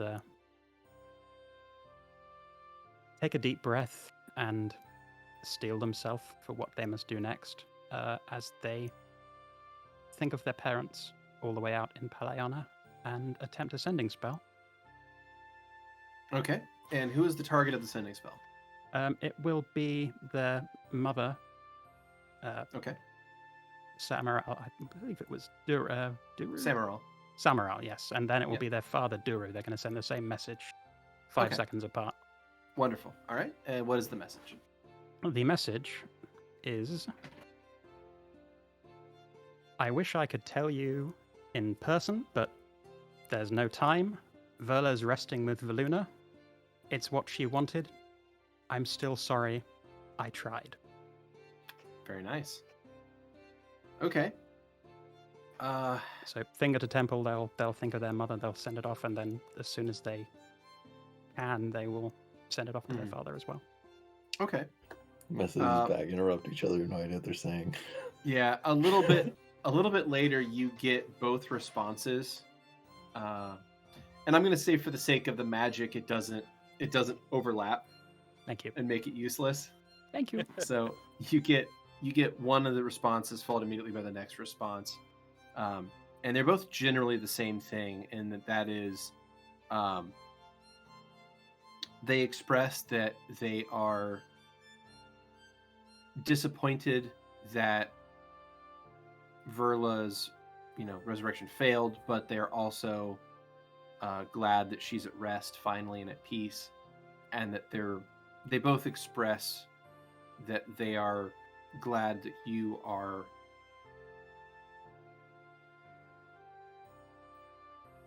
were able and willing to do this. So you get the sense that they're, I guess the best way to put it is that they're proud of you, in a way. I think that's probably the most concise way to put it. But that they are also, saddened by the whole situation as well. Oh, Kurla will kind of rest up against the table and take a few minutes to compose themselves, because they're not looking too great after that. That was unpleasant for them. So they'll just take a few moments to compose themselves, and then they will take another look around the room, soaking in all of that knowledge and the beauty of the place, and then they will slowly make their way out, stumblingly, really relying on the cane. Okay. And where are you heading? They are going to head towards the garden again, if they can find their way. Okay. Please make me a d20 check, modified by your wisdom. Modified by my To wisdom. navigate this unfamiliar maze-like manner. Certainly. So my wisdom is a +1, so... Oh, shag. That's a 5, so a 6 total. All right. Well, Kurla leaves the library and is pretty sure that it was a right here. Yeah, it's a right here, definitely. And goes and makes a couple turns. And before they know it, they're actually managed to get completely lost in the manor. To the point where they can't even get back to the library. Like, in their panic, they keep thinking, like, oh, I've definitely been down that way. I've definitely been down that way. I haven't been down that way, so they go down that way. They're like, wait a minute, I've seen this fountain before. And they turn around and go back another way. And before you know it, you find yourself in an interesting kind of offshoot of the building. And you step into a room and you find, like, what appears to be either like a sunroom or a reading room of some kind, with this nice overstuffed chair set underneath this window with a lot of natural light coming in on it. It's like a beautiful place to, like, sit and relax. And as you pop in there, there's actually someone sitting on the chair, like, reading a book. Do I recognize them? I don't think you have seen this person before. No, it's an older elf man. Pardon me, sir, for intruding. I'm a tad bit lost.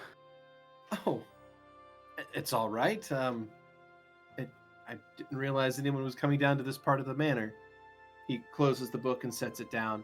He stands up, and he's wearing the same kind of colors that Karis and the kids tend to wear, like these purples with teal streak and, like, the teal accents on it. He looks, like I said, a bit of like an older elf. He's definitely an adult, probably maybe a little bit past his prime, even as far as elves go. So you guess he's probably somewhere in the 300-year-old range, maybe. Ella's going to stand there awkwardly, just sort of looking him over and also acutely aware of the fact that they must look particularly bizarre and perhaps even horrifying. Sorry, are you a friend of Karis then? Oh, right. Sorry, I'm. Kurla will stumble over and kind of put out a hand, the wrong hand, because they've got the cane in one, and then they'll trade over. Yeah. Oh, all Stand there. right. And shakes your hand with the wrong hand. I'm, It's nice to meet you. The name's Osterus. Sorry, say that one more time. I didn't. Osterus? Osterus.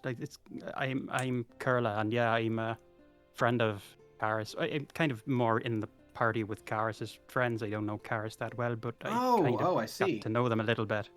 Gotcha. So that means you know Vera and Petravian and Lovette then. Right, I've been traveling with them for a few months now.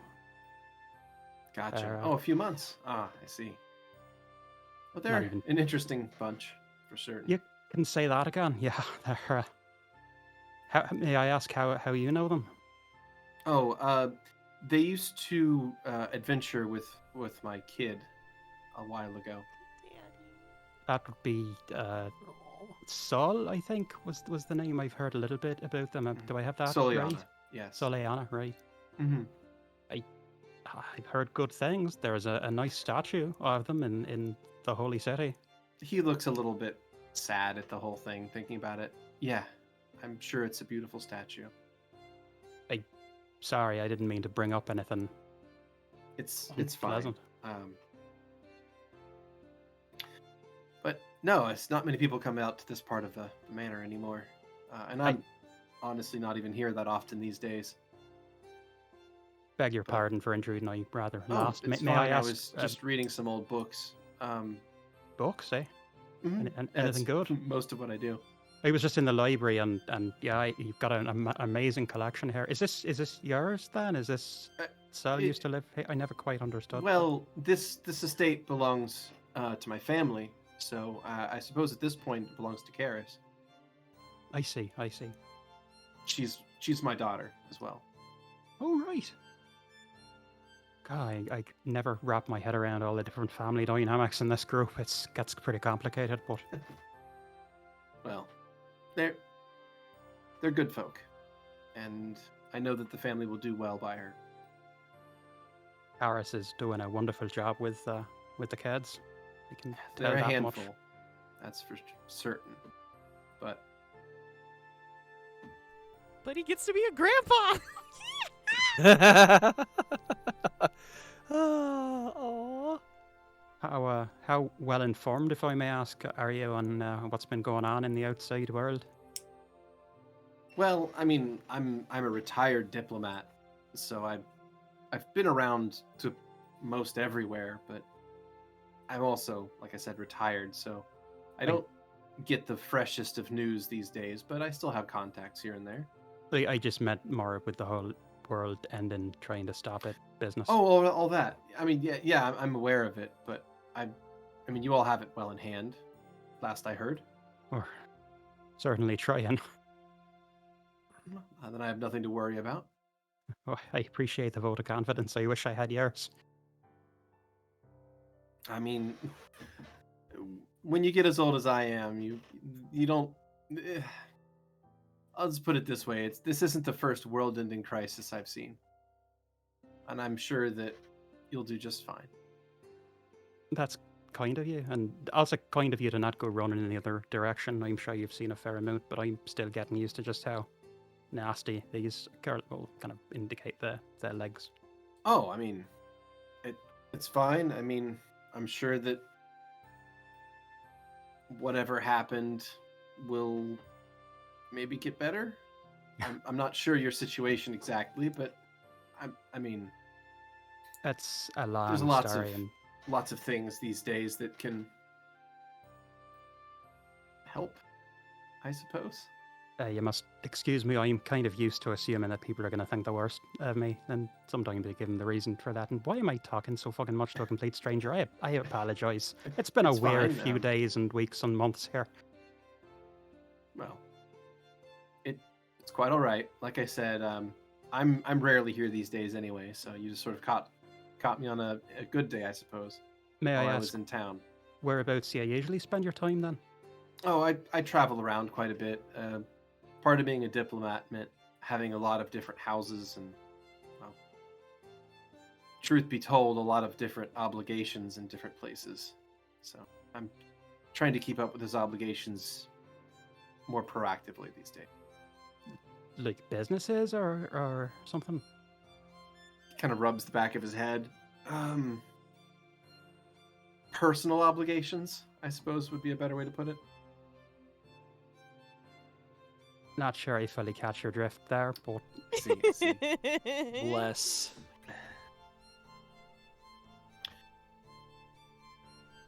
My marriage to Soliana's mother was political in nature. oh, And in my travels, the heart wandered, I suppose is the way to put it. So I had other obligations in other places these days. I think I understand what you mean. Are all your obligations doing all right? Oh yes, they're lovely. In fact, I couldn't have said that a few years ago, but I've made quite a bit of progress, and things have been good, I think. I'm glad to hear that. I'm sorry about the loss of Sol. From everything that I heard, that they were a good one. They were the best. I've lost people close to me as well, so I can't compare, but I understand a little bit of what it's like to lose someone important to you. They're not truly gone, as I understand it, but maybe one day they'll return. I still hope for that someday, but that's a bit of a fool's hope, perhaps. So is the mother, your political wife, still in these parts as well? No. She's moved on. Apologies if that was a rude question. It's fine. The events that happened that day weighed on her more heavily than I think most others. Understandable. It's not really my business anyway. Vera and Lovette and Petravian often, well, sometimes talk about some of the stuff that happened 5 years ago, but obviously I haven't known them long enough to unpack all of that, and it's their business, not mine. It was an interesting time, to say the least.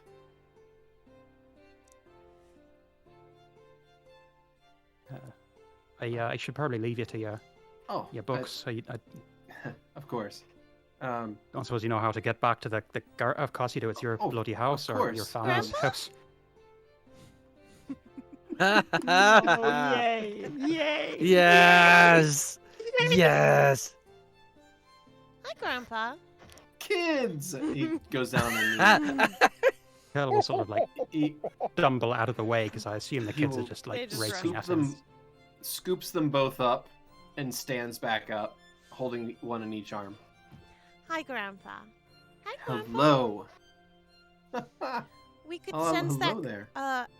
Auntie Lala was having issues, so we came by. But we didn't know that you were talking. We're sorry. We didn't mean to interrupt the conversation. It's okay. I was just helping your Auntie Lala to, well, I guess better acclimate to the layout of the house, I believe is what we were discussing. I swear it's like I'd say it's like a maze, but you got one of those out in the garden. Although it's looking a little bit peaky compared to how it once was, but it used to be nicer. Maybe Vera should blow up parts of the manor so it's more accessible. There you go. Yeah, That's- I mean, that's last time thinking you like- tried that, they just put it back together. Yeah, They it's gotta, thinking like a Maleferant. gotta say, I do love being Auntie Lala. And Kurla has actually, if they make a perception check, it's not going to be too obvious. It's not going to be. It is obvious that they still have the sash from their festival clothing with the house colours, like sort of looped around their belt. So it's pretty clearly there. Well, Lala was looking for the way back to the backyard. Do you think you could help them find it? Of course we can. We know everywhere here. Who Of do you course think you we do. are, Grandpa? Only the best navigators in this house. That's right. He gives them both a forehead kiss, one after the other, and then we'll set them down to help Kurla make their way back to the backyard. Before they Oh, leave, Kurla they will- turn back and are like, "Can you read us the story tonight?" He thinks about it. And he kind of like looks up to the up and to the right. Kind of goes, if you're very good. We'll be Kurla good. will. Okay. Kurla will extend the correct hand this time and shake and give him kind of a nod. He will take your hand, like kind of pulls his fingers under yours, slides his thumb to the back of your hand, gently raises it, and will give it a kiss. Classic You- dad. You get the sense that he has done this many times and is very good at the formality of everything. Kurla will kind of raise a slightly quizzical eyebrow, but that'll also colour up a little bit. It was lovely meeting you. Lovely meeting you as well, and take this for what it's worth to you. You got the distinction of being the first person I've met in a long time I didn't immediately want to eat. The kids just stare at you. Long story. Just roll with it. He just blinks and he says, "I'm not sure if I should be disappointed in that or not." Dad. Holy shit! Grandpa. I don't think the kids get the innuendo. No. Personally. No, but Kurla Soul, doesn't get the innuendo Soul either. miles and miles away just goes, "Dad, come on." In the middle of leading an army of the apocalypse, just like, come, damn it! It's Mother Planet.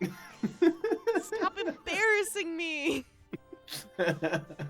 Well, Kurla's still trying to work that one out. We'll let the kids lead them to wherever the kids want to lead them. Isn't our grandpa great? He's the best. He tells Lovely. stories really, really good. Mom's really good at telling stories, though. Yes, Mom's very good at telling stories. But Grandpa, he like moves with the stories. It's very impressive. He's a lovely chap. It was a pleasure meeting him. I wasn't expecting that. It's amazing where you end up when you're not actually trying to get somewhere. Well, when you are trying to get somewhere, but you got fuck all a sense of direction. Oh, God, that's a swear jar. Again, I mustn't do that. When you've got no sense of direction. So Luna just smirks at Marculus. Kurla will pull out another silver coin from their bag and hand it to one of the kids. Right, that's for the swear jar. Just promise me you'll put it in there. I mean, we really don't need money. I know, but it's a thing. Besides, am I not supposed to spoil you if I'm your Auntie Lala? Is that not how it works? Why would money be spoiling us? Well, you can get something fun with it, sweeties or something. I'm not quite sure how it works. I apologize. Family is kind of weird for me. Actually, getting money from poor people is pretty offensive to us. We try to give money to people who are poorer than us, actually. All right, then take this and give it to whoever you think is most worthy of it, if that'll make you happy. Work. Or throw it into a wishing well. It's entirely up to you. Or give it back to me if you're more comfortable. It's totally fine. They hand the piece to you. Kurla will put it back in their inventory. Auntie So to speak. Lala, you're going to learn that we don't really need things here. We just ask for them and get them. That's You realize just, well, I mean, you say you give money to the poor, so you must realize it, but that makes you pretty privileged, pretty lucky, pretty fortunate in the wider world. But Well, y- yes. We've known we're different since we started in our existence. it's an interesting way to put it. Well, we were kind of awake once, and then we were really awake, and then we were really, really awake after we were done being crystals. Kurla's gonna stop walking. Sorry, could you run that one by me one more time? Well, at first we were crystals. Not out here. We were like crystals inside of a crystal. That's decent enough to tell a mortal, yes. So then when we weren't inside another crystal, we were just crystals out here, and we were still aware of everything that was happening. It's not that we could communicate yet, though. We hadn't understood how to do that yet. No, you're right. It took us a while to figure out how to be flesh. Kurla's gonna I'm gonna do a sense motive because Kurla is kind of trying to figure out in their head whether this is the kids playing some sort of game or using their imagination or whether or not they're actually serious. That is a 27. Kurla, near as you can tell, the kids are explaining their earliest memories to you. They believe this. It doesn't seem like it has that kind of one-upsmanship of like boasting or like storytelling among children. Like this seems to be them like genuinely trying to recall their early life to you. It makes no sense to you, but yeah. I had no idea that. Ain't right. Yeah, that does make you quite different, but it's not a bad thing. We know. It just means it's harder to talk to people sometimes. Yeah, other kids don't really get it. Any consolation, I'm not great myself at talking to people, so I can understand that that's pretty isolating. Most people in Mom's old friend group isn't really good at talking to people. Well, at least we've got each other to talk poorly at and with. We're making Right you podcasts are. out of it, or live stream. And at least you two have got each other as well. You're thick as thieves. Sometimes. Oh. Sometimes they like strawberry and grape jelly, though. Yeah, I know. God. Mm-hmm. Sometimes them thieves ain't so thick. And I guess that Kurla will have started walking again, so I guess they're probably getting closer to the garden. But Yeah. So did you enjoy the festival? That was an interesting spectacle, an interesting.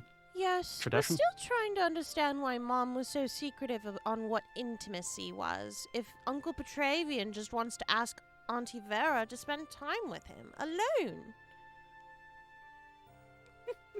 I am the wrong person to ask about that, and I'm sure your mum will explain it whenever No, the time that's is what right. she said, and it's still kind of confusing. They just want to Petravian spend has- time with each other. Yeah, Petravian's not exactly got a filter on his mouth. Sometimes think that he could use one. Huh. We can take care of that, if that's an issue. I am tempted to say yes, but first you need to tell me exactly what you have in mind. We'll just change him. You know, I say it's tempting, but I think Petravian is probably happy the way Petravian is, and changing people without their consent is pretty no. That's a no in my book. What if they're dead? Yeah, what if the change is unaliving them? Oh, we've tried that one. It doesn't work. On I it. just keep Doesn't coming take. back. Yeah, it doesn't take. And Saluna kind of piped up with the dead part. Because Mommy changes dead people. That's a tricky question, and I deal more with the living It's side of very things. But cool. You'll have to see it sometime, Auntie Lala. best I can figure, Well, I think it's kind of creepy. grow up. You grow up. Hey. Best I can figure, if the tenant has already checked out of the building, so to speak, then it's kind of fair play, but it still feels a little bit weird to me, messing with bodies, even if the soul is gone. It's not Well, my it's thing. just matter, really. Just an existence that has no meaning until you put meaning into it. Honestly, if it were me and I was animating a dead body, I'd probably try and contact the former owner and ask if it was all right, but I'm a little bit weird like that, what can I say? Sometimes it's best to let go. And they just Oh. pat your hand as they open up the door to the garden for you. Yeah, sometimes it is. It's not the easiest thing in the world, but you're probably right about that. It's okay. And looking out into the garden, you see, because the maze has been damaged, it's kind of shorter, so you can see Vera. Actually, no, sorry. Vera would be giving a sword fighting lesson to Archie at this point.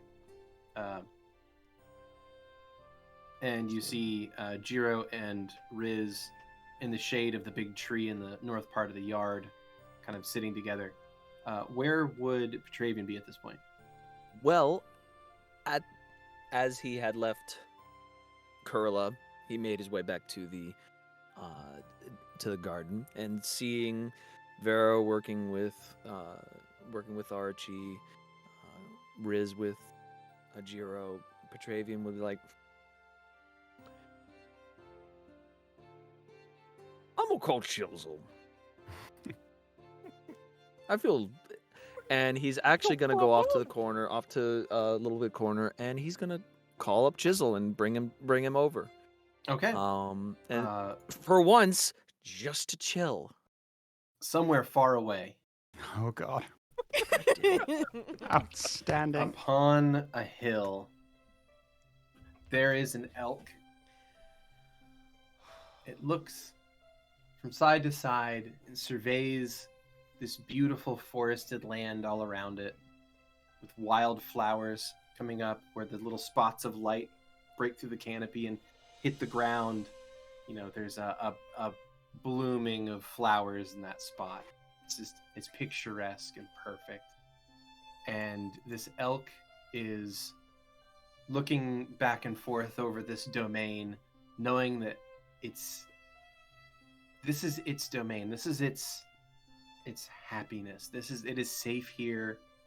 Everything here is as it understands it, and it's under its control. It is its place. Its purpose is here. It feels at peace in a way that it rarely does. And in that moment of purest, simplest joy, it gets yanked out of it and is suddenly in the garden with you. It looks at you and just kind of sighs. Snorts even. Yeah. Chisel snorts. Hey, buddy. I wanted to bring you by and, for once, not in the middle of a battle, just to hang out with you, if you don't mind. Chisel looks around, scoping out this garden, and looks back at you.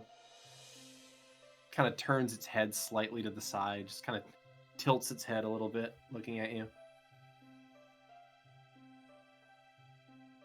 Would you like half a sandwich? It leans its face in and sniffs, and yeah, it'll take a bite of the sandwich.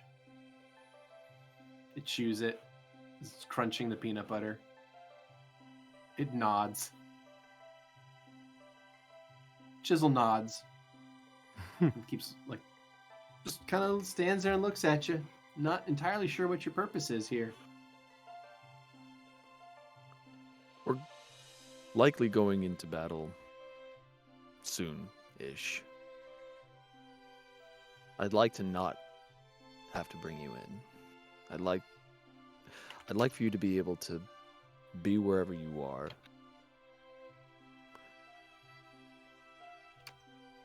And I won't if you tell me not to. If you tell me you would rather not, I will respect that. I just wanted to give you that option before all the shit hits the fan.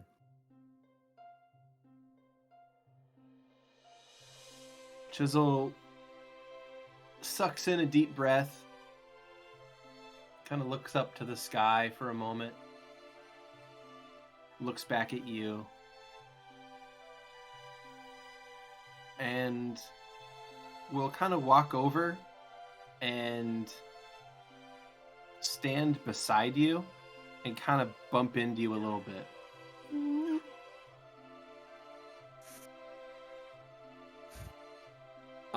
I'm gonna give him a hug. Aww. Thank you, buddy. Chisel makes that noise, that elk noise. The definitive trademark. Yeah. I thought for sure the noise was going to be pew.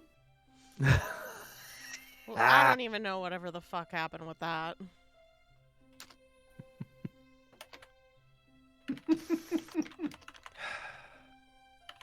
I'll take a bite and then offer him a bite and take a bite.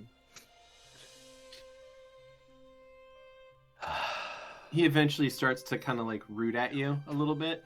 Yeah. It seems like he's indicating he wants you to hop on his back. All right. Hop up. And he'll walk you around the garden, kind of taking you laps around the garden exterior.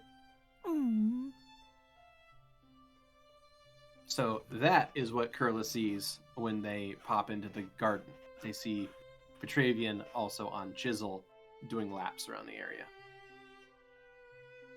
Kurla will give a kind of amazed wave to Petravian. They're getting on? Bloody hell, that's really must be the end of the world. Well, Kurla will continue on their way. They're going to look for Riz.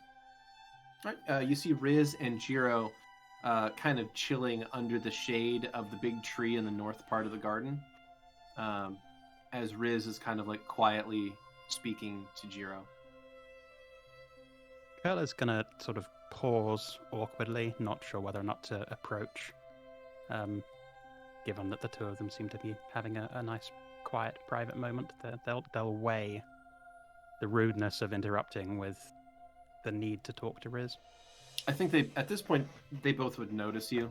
Like, it's a pretty open garden, and they're sitting with like facing south toward the house, so they definitely see you like standing there looking at them. Well, I mean, Kurla's kind of was looking at them and then like looking around and realizing that they've seen me and they're trying not to look at them, and then Yeah, it's awkward. There's that awkward. moment, right? Yeah.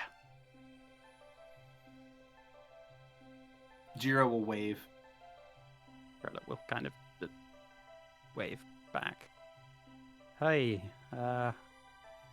sorry to interrupt. Kurla will slowly start limping over. I just wanted to talk to Rez, if that's all right, Jiro. And all right with you, Rez, obviously. I mean, obviously, I don't think anyone... You don't need anyone else's permission to talk to me. Right, I meant more if Jiro wouldn't mind giving us a little bit of time, a little bit of space. That's all right. Jiro looks to Riz. I will come get you after.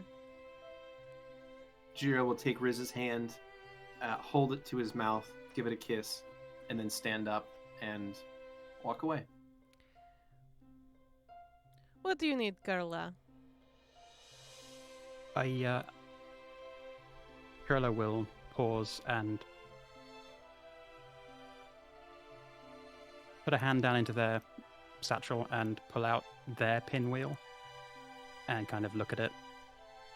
I kind of wanted to see how you were doing as well, because they'll remember what the kid said. Enough money to buy you the wind. Like I said, I am... You can see me. Yeah, but I wanted to see how you were doing with it. I'm not trying to pry for details or anything you don't want to tell me. I just... Are you okay? Yes, honestly, I feel great. I'm glad. Truly, I'm glad you found what you needed and what you were looking for. I didn't find it, it found me.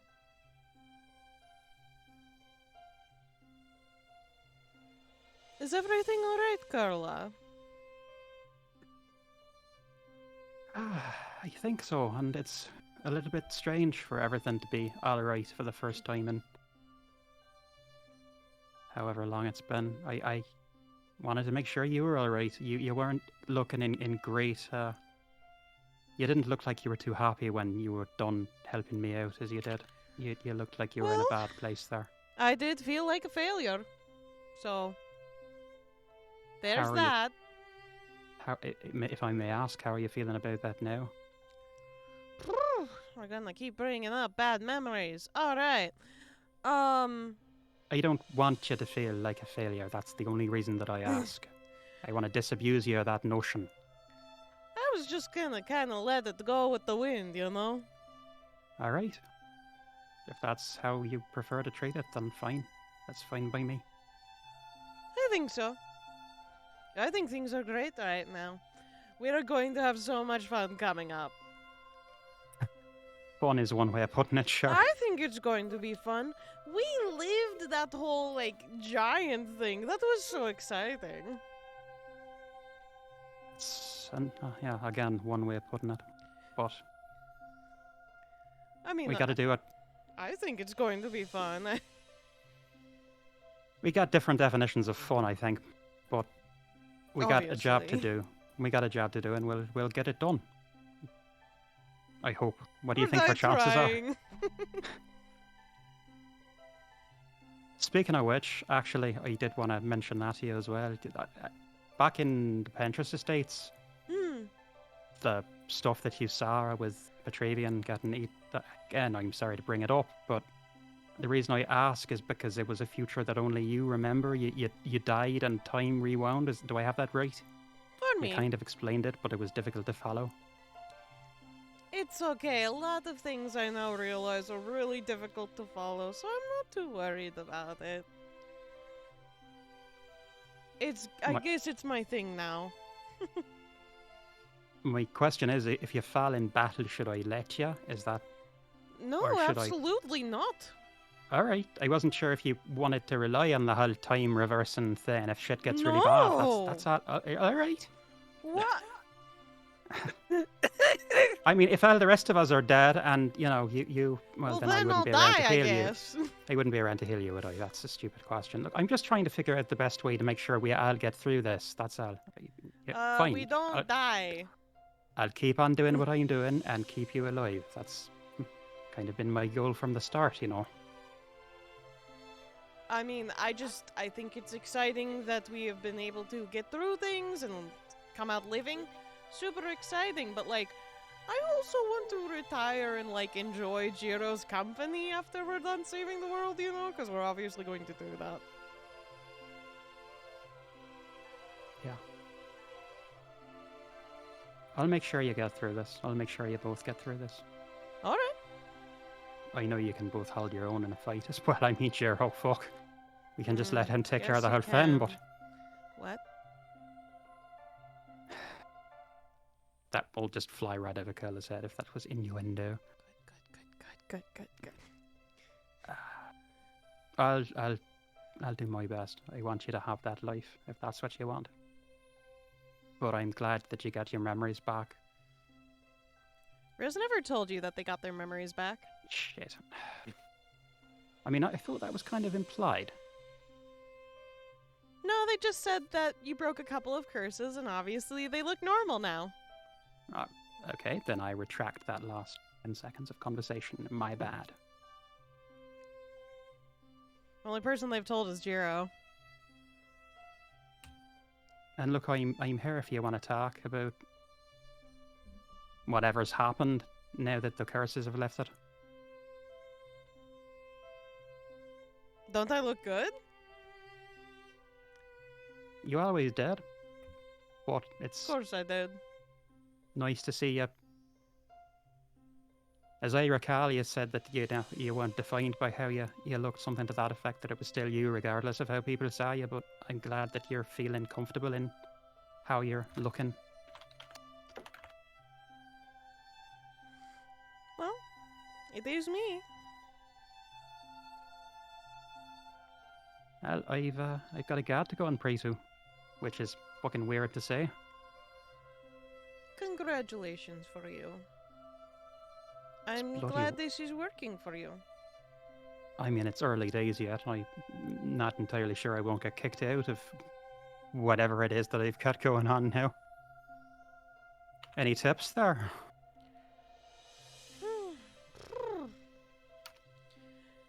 I guess just be friends with them. That's what I do.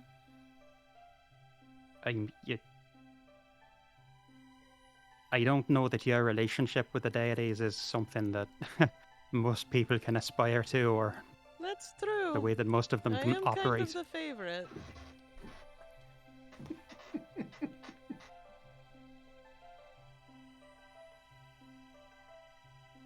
Well, Yeah.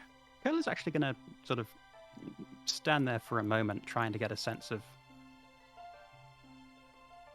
whether Riz is holding anything back, but they're going to leave that thought alone. They're not going to try and do a sense motive because they're Was there going to anything realize else that you wanted to ask me, Kurla?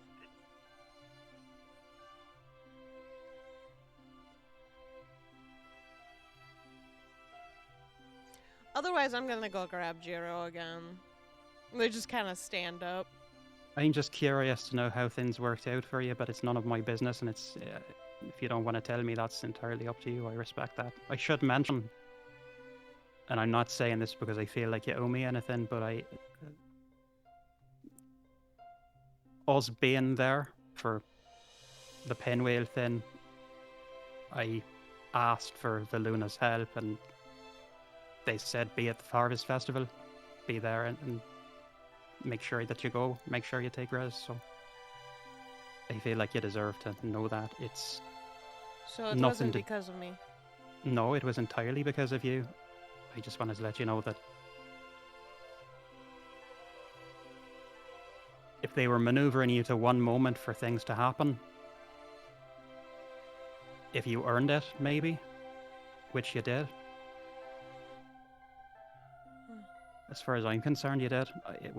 From you, if you hadn't done what you did, I mean, I'd still be in a shite place, and the curses wouldn't have lifted. So clearly, you did what you needed to do. I was just glad to be a little part of that, to make sure that we went where we needed to go to put a full stop on the whole thing. Mm-hmm. I'm glad that you feel that way.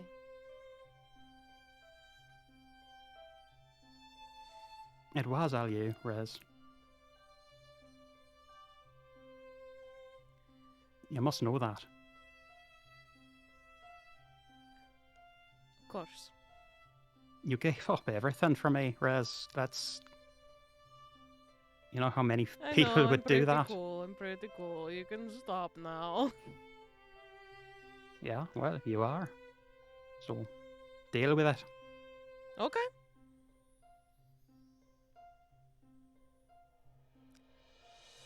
I'm gonna go hang out with go. my fiance now. Yeah, You do have that. fun talking to Voluna. Say hi for me. She's great. Of course. Riz just kind of strolls off, and I don't even think they called Jiro. They just hold out their hand for him to grab. Kurla will let out a deep sigh. And what does Kurla want to do after that? Well, they will turn and walk towards the gazebo. Well, or rather, limp towards the gazebo. And when they get there, they will sit down and mull things over. And wait for nightfall. It is Okay. late afternoon, is it not? Yeah, it's late afternoon, so, well, it's sort of mid-afternoon currently. But yeah, you can sort of kill time at the gazebo until nightfall by hanging out. You can go back to into the house, read more books, whatever you want to do for the rest of the day. Lovette, what are you working on during this I time? was gonna go talk to Moira. Ah, lovely. Okay. In that case, you leave the workshop. So this rewinds a little bit. You leave the workshop and head across the house to the guest rooms, and inside you find Moira, who is kind of just sort of sitting on the bed, crisscross applesauce, as is legal, and is kind of reading a book, sort of sitting like against the headboard, kind of just leaning up against the pillow on the headboard and just reading a book in there. I hope I'm not disturbing. I mean, disturbing me or disturbing like period end of sentence? I mean, I really hope neither of those are the 'Cause case, but I was Yeah, afraid the neither of first this one. neither of this is the case. You're neither disturbing nor are you disturbing me. It's good to see Thank you. Yeah, You've it been turns out busy. that yeah, well, I mean, it went pretty fast. Yeah, I guess. I mean, Well, I mean, compared to what I was expecting. I don't know. You seem like you've been gone for a long time to me, at least. Well, I'm hoping to change that. But obviously, we've got the last few steps to take care of, and I wanted to talk to you about that. Yeah. Well, I'm all ears. So, What are you thinking? obviously, I figure you will come with us to see Mali Valley. I feel like you would have a great time with that. Okay, that sounds great.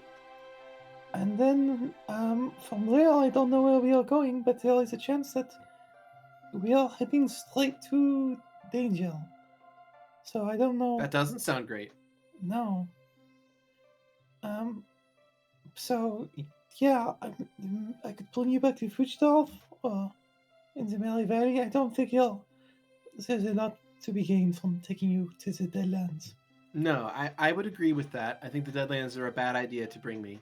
The Mary Valley sounds fun. I wouldn't want to stay there though because No. yeah, but and Fuchdorf is fine. I'm used to it. It's home as much as home exists anymore.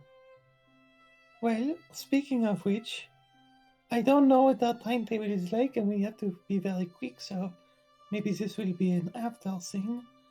But depending on how long we have to hang out before we go to the Deadlands, I might stop by the mile and take Kurla and talk to some people who I've not spoken with in a while. Oh wow. Okay.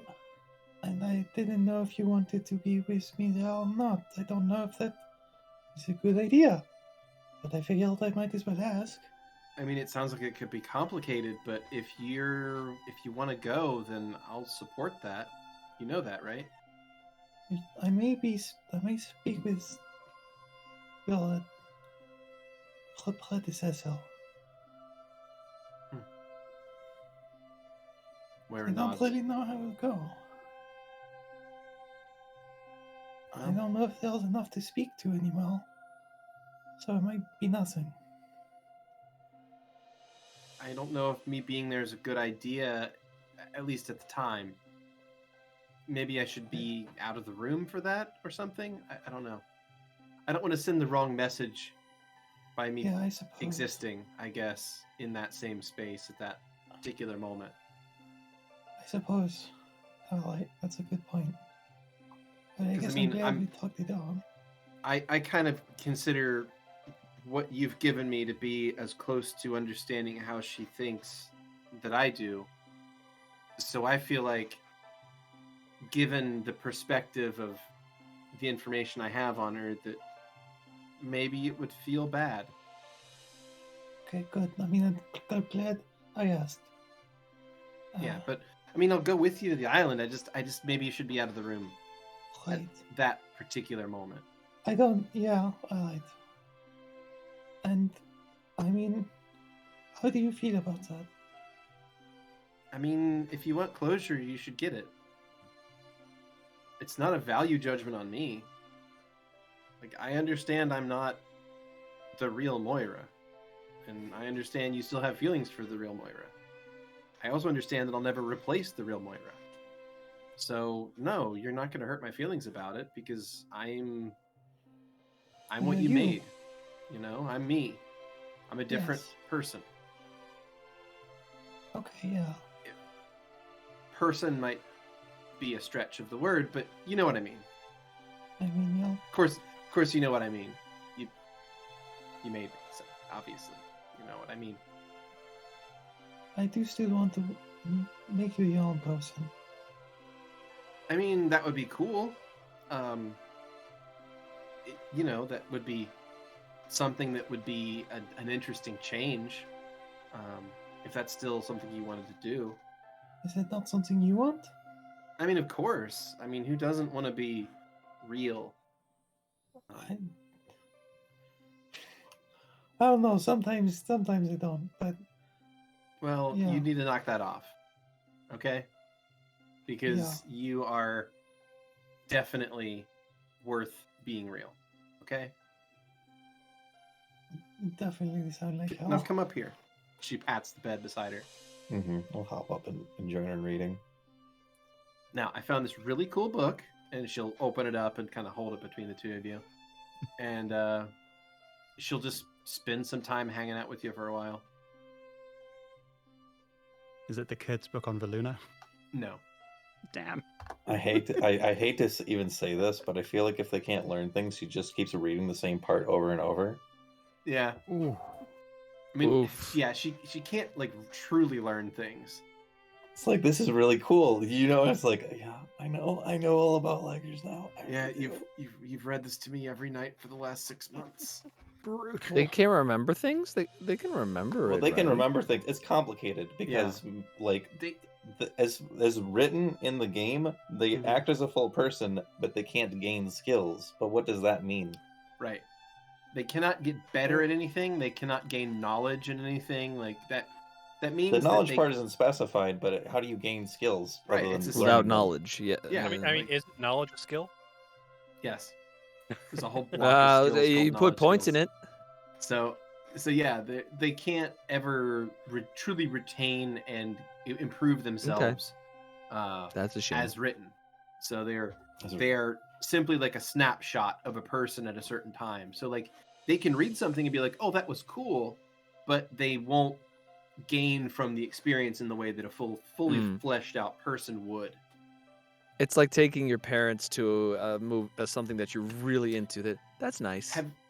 I guess the way to put it is like this: Have you ever been around a person with like dementia or Alzheimer's, and they Yes. watch a show they like, and they enjoy it as they're watching it, but they have like no retention of it after the fact? That's kind of how I take Moira in this. Oh, that got Okay. a lot sadder than I expected. Yeah, like I had that. That's that why I didn't want to bring it up. Yeah, like I It's had really I had that. sad. Makes sense. Right. Yeah. I mean, no. kinda, yes. I mean, in On the a real sad note. the reality of it, yes. Like the actual like dementia is a disgusting, horrible thing that exists. But yeah. But I've had that personal experience where I've been around people with dementia, and when they watch something that they enjoy, like you can see it on their face, like, oh, they like this. This is something that they're actively, engaged in as a media. But once it's gone, like once it's over, it's gone, and that's just it. Like that's sort of how this is with Moira. Moira's reading a book, Moira enjoys the book, but once Moira's done with the book, Moira They could pick up the again, exact read it same book again. and do it again. Yeah, and I get the feeling that Moira has done that a couple of times. That's Marcus Infinite teaching his son as failure. well. Ooh. Yeah. Yeah. Yeah, it's a rough one because they can't really get different. than Not they yet. are when they're- I'm working on it. Not I'm yet. working on Not it. yet. There's possible future, which is what that was about. Anyway. Yeah, so the two of them sit and have a nice little conversation, Mhm. reading something fun.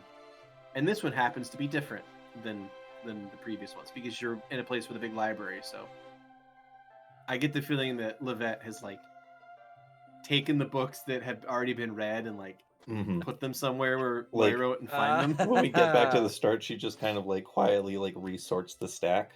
Yeah. It's So like, it's "Oh, always why a did I different put this book. on?" Yeah. Yeah. All right. So yeah, anyone else so doing they do anything? that, and some time moves forward. What's Vera doing? I'm just wondering if anyone else is doing anything for the day before we move back into the like to go to bed. Nope, not Yeah. me. All right. In that case, Okay, well, time. Vera will do one thing right Oh, go as ahead. we're leaving, Yeah. real quick. Is as Petravian's heading back inside, Vera will Mhm. hold out a hand. Hmm? Can't- So interesting story. I showed it to Karis. The kids seemed interested, and Karis confiscated it.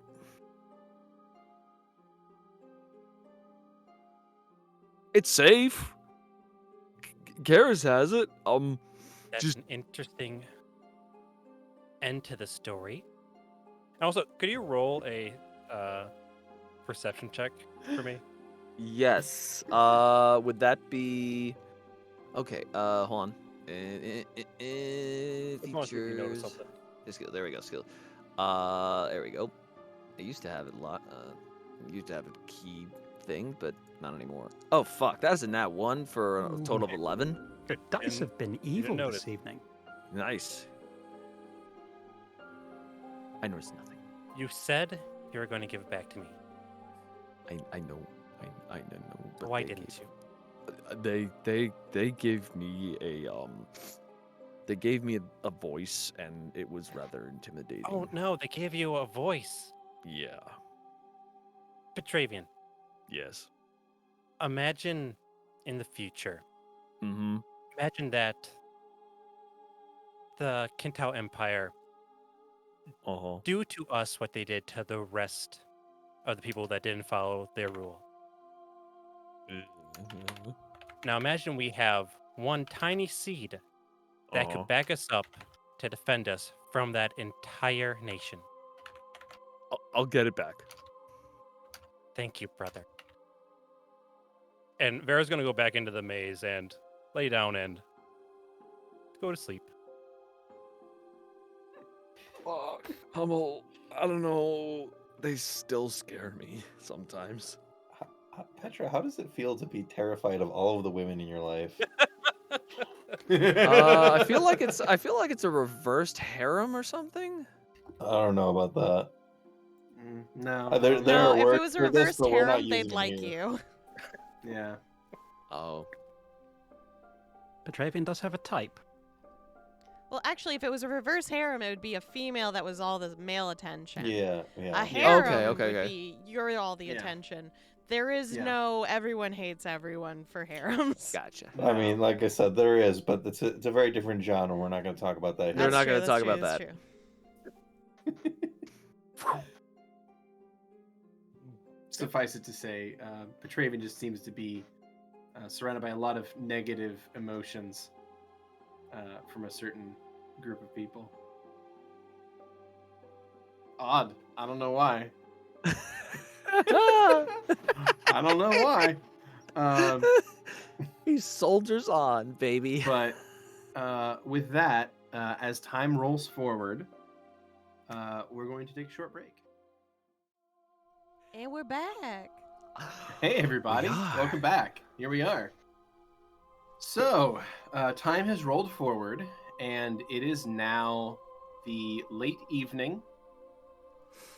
What does anyone have any business for that night, I guess, is my first question. Ooh, I do. What you But got? does anyone else have some? None that I'd like to No? discuss. Go ahead. Oh, God. Look. Right. I mean, like, same, That's- though.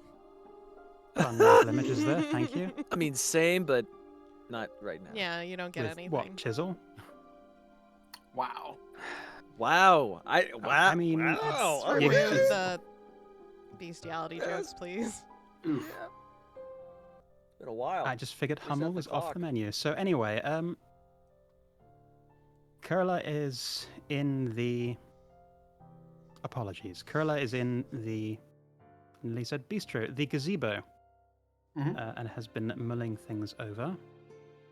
waiting for night to fall, which it now has, they will Yep. step out of the gazebo and cast their eyes heavenwards and look for the moon. And sure enough, there it is, shining like a beacon. Although, wait, let me just double check the phase right now. Oh crap! Yo, It's a moon. full moon tonight. It's Wow. beautiful. It's a beautiful moon. It's the 21st of November. It is a full moon tonight, and it is absolutely, completely beautiful. Awesome. Well, a Kurla looking awkward AF and really not sure what the hell they're doing is going to slowly get down on one knee and then get down on the other, very creakingly, very painfully, since, yay, spider legs. Yay, And barely they functioning will... knees. Sorry, I Good. didn't... Oh, I said barely functioning knees. Yes. I mean, Hummel Yeah. can help you with that. that way. I got it. Yeah, he's got some good ones. Some would say they're the best. Would you say there? Uh, No, I I wouldn't, got Skrewy. it percolated, thank you. Well, once they are on their horrible, unbendy spider knees, they will look up at the moon and clasp their hands and close their eyes and try to reach out to the Luna. Wonderful, wonderful. Okay. All right. You reach out mentally and spiritually, directing your attention and energy toward that great celestial body hanging above you, beaming with light tonight in its fullness and glory, on display in the night sky, overshadowing the stars. And as you do so, you feel a sense of uplifting spirit within you. You feel something gracing your body with energy and power and a presence that is deeply calming and appearing before you. If anyone else is in the area, you cannot see this. But appearing before you in this beam of moonlight is a figure wearing a beautiful white dress, similar. I mean, you've seen Voluna before, wearing with this beautiful white dress with gold accents, and her face is obscured with moonlight behind her. And she's going to speak out to you. Do you need guidance? I think that I do, yes. I'm not even sure where to begin, really. For starters, how is it that I'm supposed to address you? Your moonliness or your worshipfulness? Do I? Voluna's fine. All right. I tend to keep things informal. I feel So like is- titles only really get in the way of things. Fair Besides, enough. as far as I'm concerned, we're all just dreamers. I like that. I mean, you asked if I needed guidance. I need guidance on matters of protocol. Name for one thing, title.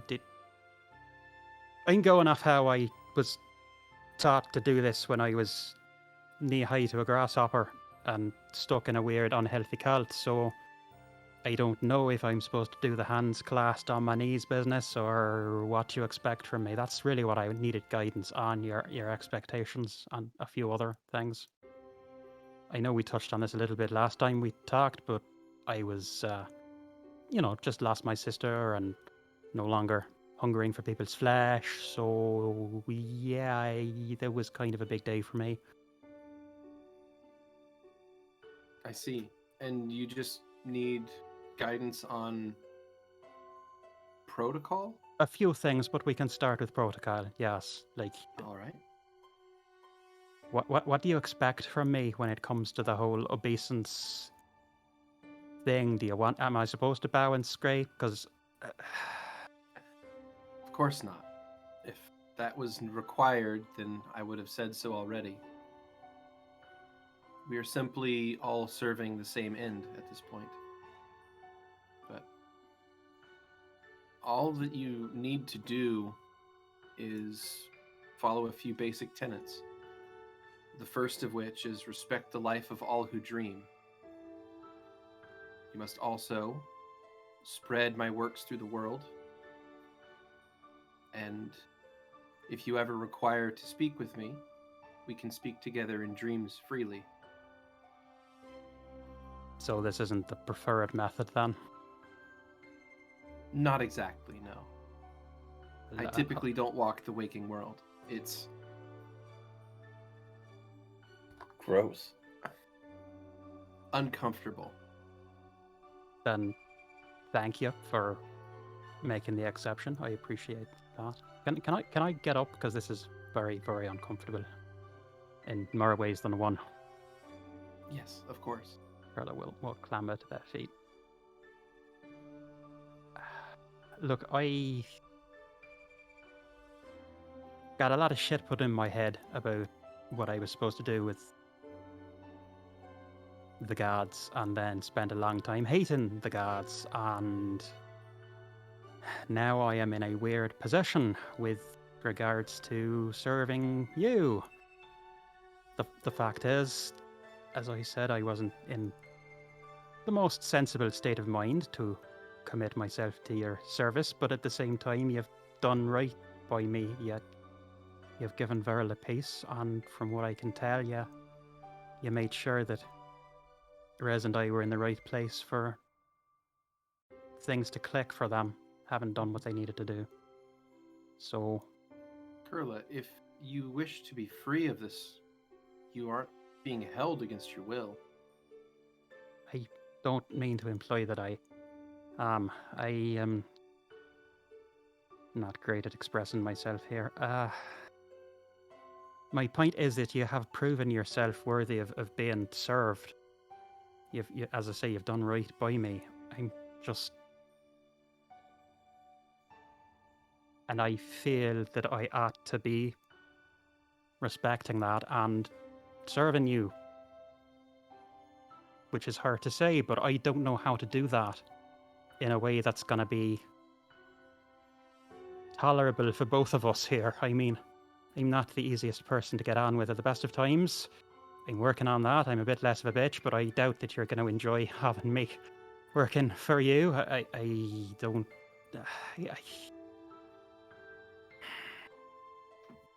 This is awkward for me.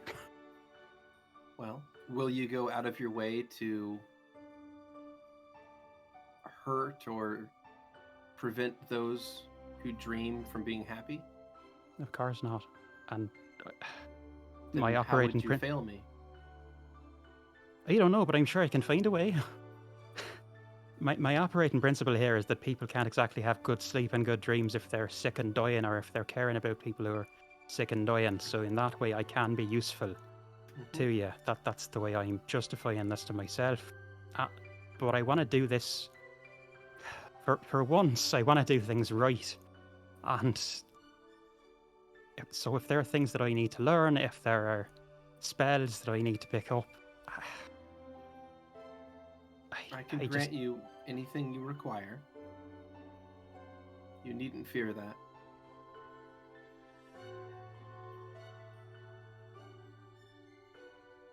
You have a challenge ahead that you're concerned about? I want to keep my friends alive. It's what I've wanted from the beginning. It's what I've always wanted, and I'm not sure that I'm going to be able to do that. I believe you have the will to see that through. I don't see why you would fail.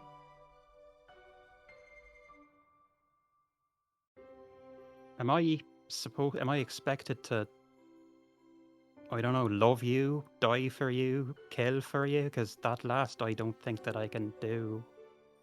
And I know that's not what you're about, but None of my so much tenets require you to kill. a lot of shit got stuck in my head when I was wee. Of course. It I was understand. Veluna, you know, be good and obey the leader, or Veluna will give you nightmares. Verla loved you anyway. Verla saw through all that shit, and I tried to as well. I took her word for it, but at the same time, that's a lot to deal with. That leaves an Night- impression on one. Nightmares are important. They're not a punishment. I certainly hope that you don't take them as such, or would threaten someone with them. That's not my style. But also, I want you to understand that none of my tenets require you to kill.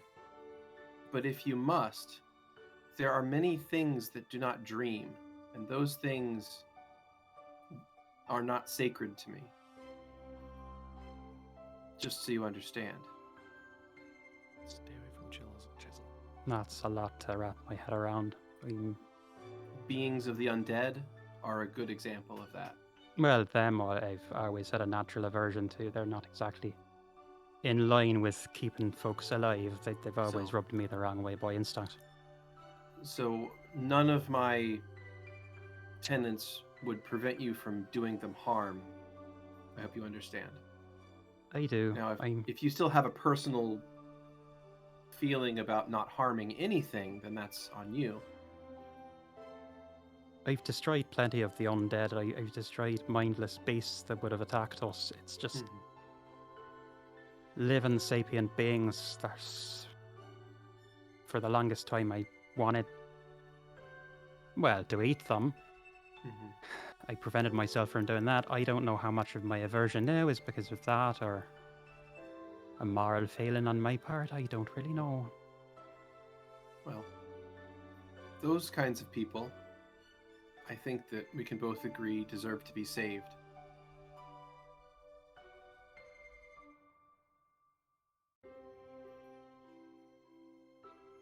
I said that you'd proven yourself worthy to serve, and that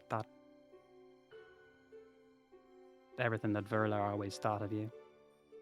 Everything I read. Great book, by the way, on you. The only one I could find in the damn library was written for children, so maybe that's the appropriate level for me coming in with needing to start from scratch. I hope it was at least entertaining.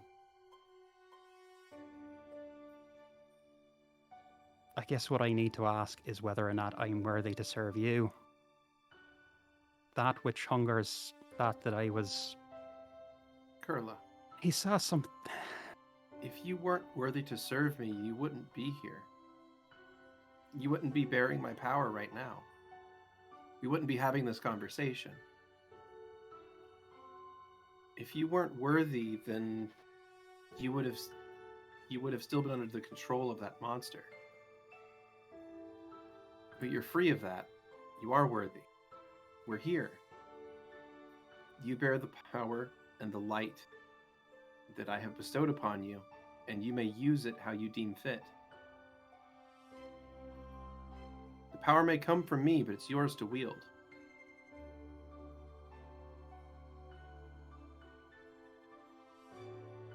And I trust you to make decisions on how to wield it and when. I simply ask you to follow the tenets that I've set forth to the best you can. This is going to take a lot of getting used to.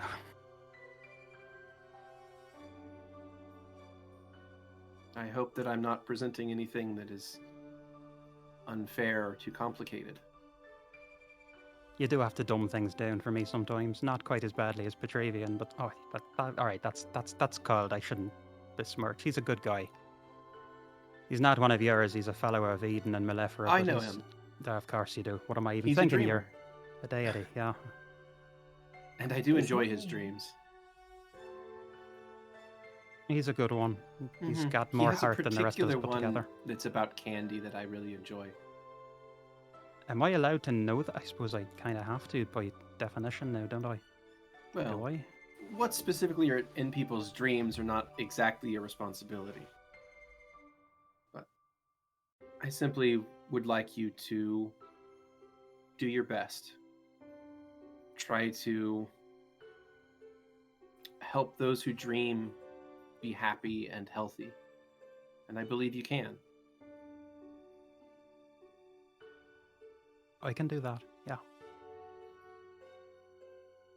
And that spreads to all races and creeds, regardless of their origin. As long as they dream, they're sacred to me.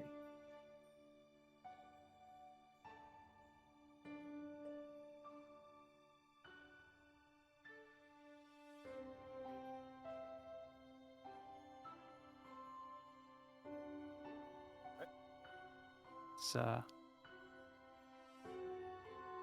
gonna be good for me, I think. This. I'm glad to hear that. Was there anything else that I could do to help you? Kurla's gonna kind of look to the beautiful white flowing robes on this celestial being, and then kind of like look awkwardly down at their dark and black clothing. You're... I see. I'm guessing you're gonna want me to I suppose find something more appropriate. I suppose you feel you need to look the part. I'm gonna have to work my way up to that, I think. Oh, very well. If I mean, you wish did to ya- wait, Is there something that...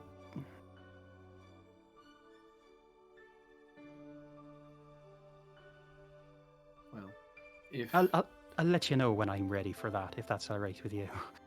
all right, if that is your decision, very well.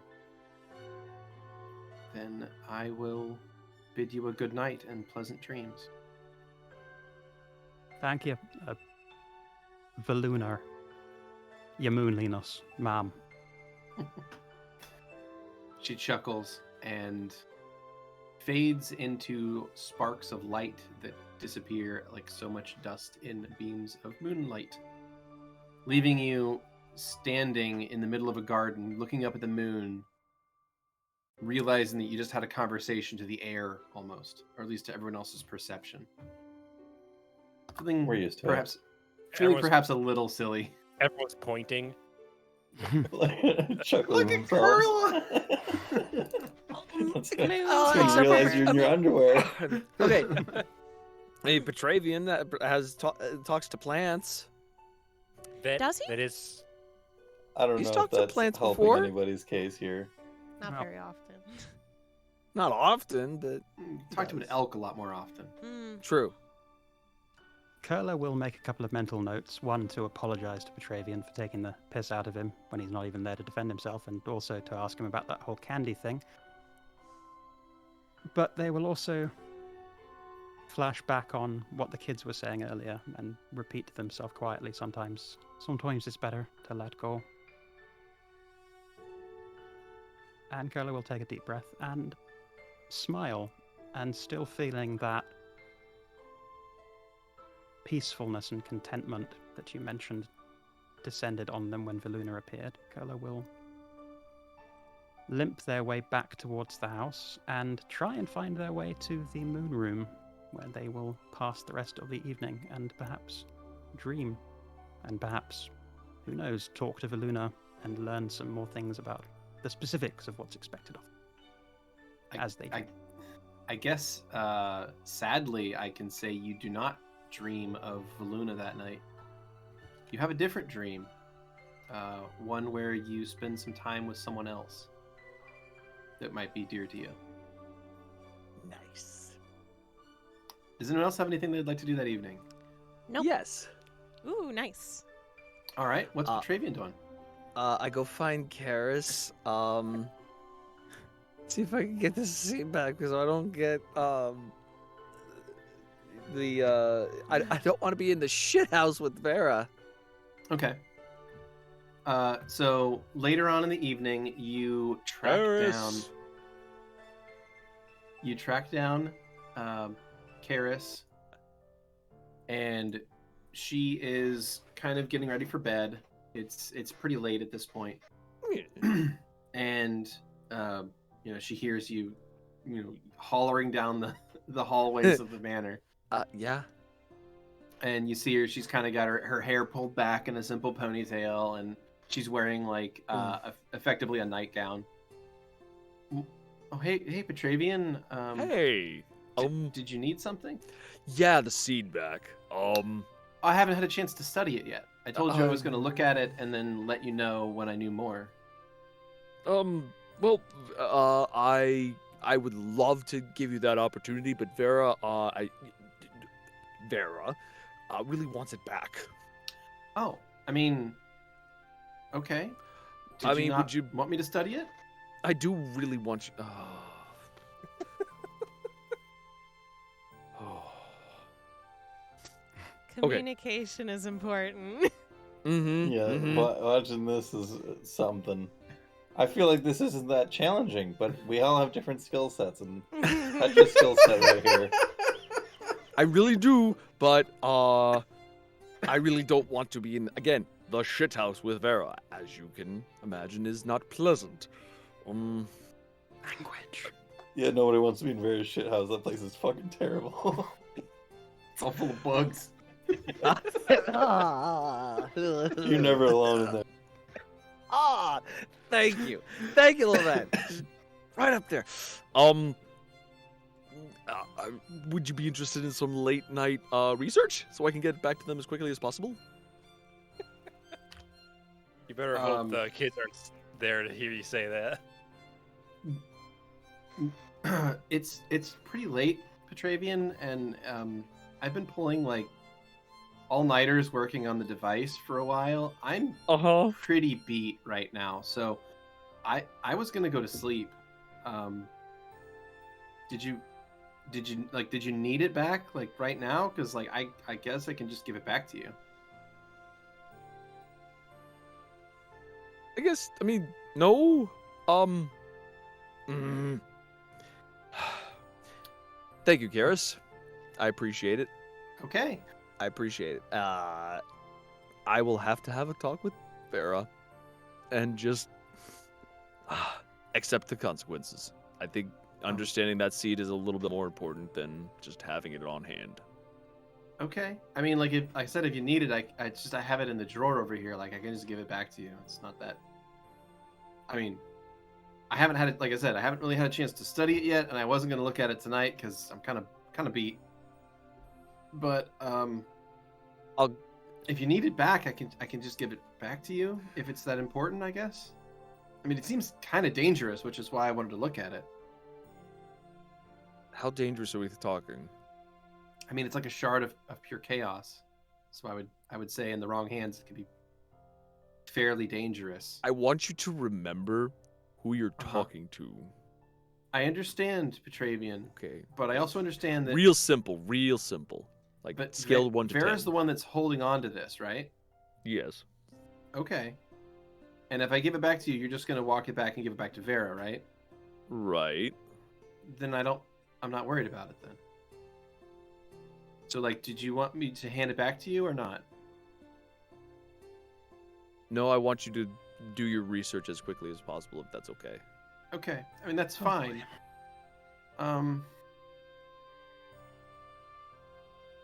Are you okay? I don't know. I know. Terrified. Absolutely terrified.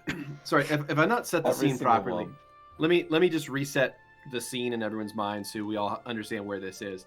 You're outside of Karis's bedroom door. Uh-huh. She's got the door open and she's Yes. talking to you. Yes. Petravian, I guess to put this in a different way, not even about like the seed of chaos and everything else. Like how are you doing? Because like we haven't really talked a lot these last couple of months, and I'm just I guess I'm just kind of worried about you. It's been a lot. Do you want to have a sit? Maybe. She steps back and opens the door and kind of like invites you inside. Okay. Come on, we'll have a sit. We'll have a sit. She'll shut the door. Do you still drink Reds? Yeah. Okay. She goes over and she'll uncork a bottle and pour a couple of glasses. And she'll hand you one, and she'll kind of sit across from like on these overstuffed chairs in her room, which her room, I gotta say, is different than you might have expected Garrus's room to look. In the past, you would have expected a lot of like blacks and whites, a lot of of maybe like mystical symbols and Yeah. runes or scrolls or shit hang on the walls. Just very Mountains much of what you would. books. Yeah, books everywhere, scrolls, studying stuff. At least This- one My Chemical Romance poster. Yeah, Yeah, at at least least. one. It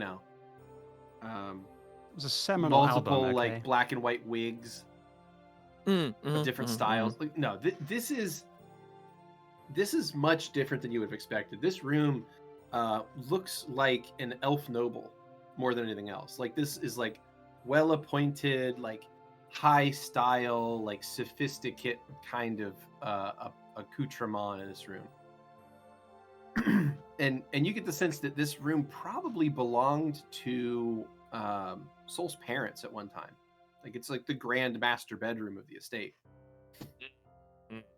So there's like a sitting area, and there's all kinds of like very fancy Nice. furniture around. There's a really like giant fancy bed with this really kind of crazy Art Nouveau canopy over it, made of like interwoven Nice. tree roots. It's really fancy in here. In fact, she has a wine rack in her room that she just took this bottle off of. Not healthy. I mean, Nope. look, with the wealth comes the perks, right? Of course. And it's only the So- top shelf stuff.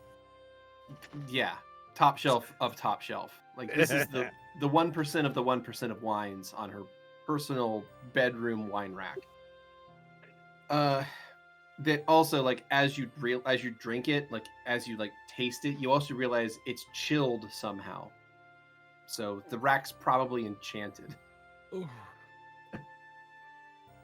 Anyway, Sinks into all a that chair. aside, she's kind of like sitting there across from you, and there's not like there's a little tiny table between the chairs on the side, Mhm. and she's just got the bottle like sitting there, but she's kind of leaned back. She's got her legs crossed, and she's just like sipping the wine, and you can tell that she's like going through this like almost ceremony of like relaxing herself after a long day. So how are things? Like we haven't really spent a lot of time together, and we haven't really talked a whole lot, and I know that things have been kind of hectic with you with the Maleferans, and there's a lot of pressure between you and the Edenites and all of that. And I guess I'm kind of worried about you a little bit. You seem like you're a little stressed about all of this. A little. He's not sits up straight, but like just. I want to do right by everybody. I want to do. I want to help reconnect the Maleferans to the Edenites. I want them to feel like that they can trust them. I want the Edenites to feel like that the Maleferans aren't going to turn them into this bloodthirsty cult again. And then I had Chisel, which I think that's going okay now. We seem to be on a good footing.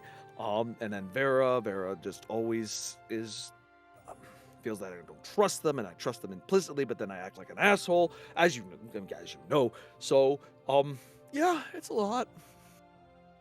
Is there anyone in your life that is putting you first? And he smiles. Yeah. You remember Hummel, right? Yeah. They are. Yeah. I think that's really special. And I think those are the kind of people that you need to focus on. Because I see you as the kind of person who gives and gives and gives. And pretty soon, if you keep doing that, there's not going to be anything left of you to give. And I think you maybe need to concentrate on somebody who is willing to give back. And if you think Hummel's that person, then I think that's something you need to focus on.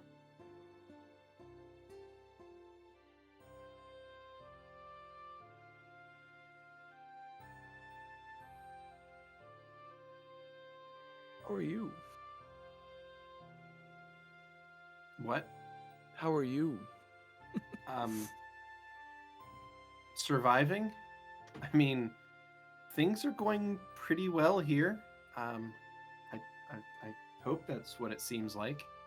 The device is ready, so no more all-nighters. So I'm pretty happy about that. It's at this point just raising a couple of rambunctious kids and making sure my sister's stays out of trouble. I mean, I invited Kurla to stay. I think that'll be good for everyone. Oh, that's And, wonderful. Ostras pops by every now and then, which is always good to have him back in the house. I mean, things are good here. Things are stable. I mean, Look, outside of traveling with your friends and you, this is the first place that's ever felt like home to me. So, yeah, things are going well for me.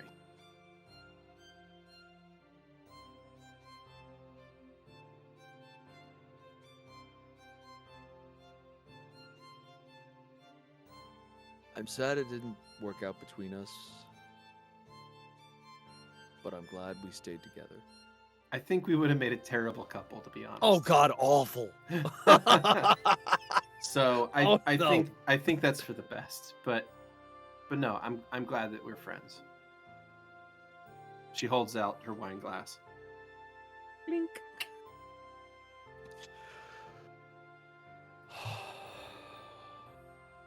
We got a rough seas coming up, I think. You think so? I mean, from where I'm sitting, I think that you guys are going to just obliterate whatever challenge is in front of you. I mean, just look at all of you. Like, you have powers and abilities and skills that really were, I mean, they dwarf what you all had back when you fought, Glarv. Back when I traveled with you all. You've all gotten so much stronger. Pulls out, he has his amber hand. I mean, It's been a wild ride. yeah. I mean, look, I know it came with sacrifices and traumas and heartache, but it got you all to the point where I fully believe that you are going to absolutely win against anything that you fight.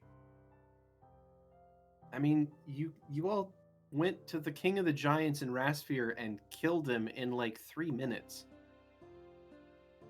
That's pretty amazing. And it's like, sure, you may have to like confront Marcus, but you're gonna do the same thing to him. I worry about those lost souls. I really do. That they had one. Almost had me. So no, it did. Then we had each other's back, and Vera saved me again. See? That's what I'm saying. It's when you all work together as a team, you're unstoppable. So, I mean, you are one of the strongest people I've ever known. And Vera is like insane brave. And Literally. as good as I was at healing, Kurla puts me to shame. And I have seen the look in Riz's eye. I know that they are capable of whatever they need to do. And Lovette, Lovette's Lovette. And that's really all that needs to be said. Is it? I don't know what that means. I don't know if that. I'm not sure. Lovette's brilliant. Lovette is probably the smartest person that I've ever known. And I think that the lot of you working together. Oh, and the fact that you have Zero with you now, like, I don't even know what to say about that guy. Aside from he's just kind of scary to me. But, I mean, look, you guys will be fine. So I don't think you have anything to worry about. At least from like this whole thing. I think you need to be thinking about what comes after. You know, what's your day-to-day going to be like after you've saved the world? Because that's Again. Or did I mean? Well, I mean, we didn't know. Yeah. I had my head pulled off. Yeah. I think that was Soul's victory, not ours. Yeah. I don't know. Oh, Vicious victory. We dropped No, off Mark II over in Mary Valley. I wonder how he's doing. I mean, we met with Zell. I'm sure that'll be interesting. Forget, did Karis know about Mark II? Yeah, I don't know that Karis has any information on what that means. I'm trying to remember. Yeah, that's Oh, that's really, I mean, yeah. For sure.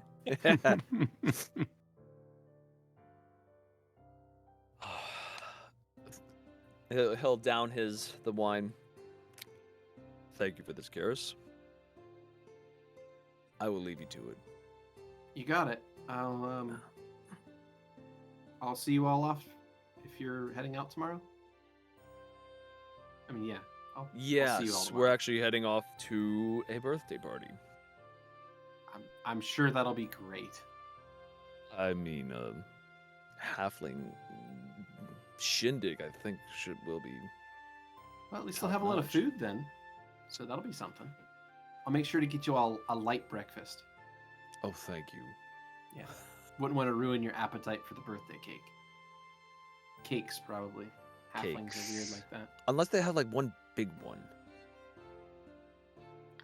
I don't think I do halflings not- have a big anything, as far as I'm aware. Oh, They just Appetite. Wow. They just kind of make a lot of stuff, so I would imagine they would probably just have several cakes. But I've not really been there in a while, so who knows? Maybe they've changed their. Anyway, I'm babbling. that's Just fine. have yourself a good night, and I'll see you in the morning. Okay? See you in the morning. Thank you so much. She'll give you a pat on the shoulder and send you on your way. Off to bed. Thinking about the next step. All right. Does anyone else have any business that evening? All right. So we zoom on through the night. Those of you who dream.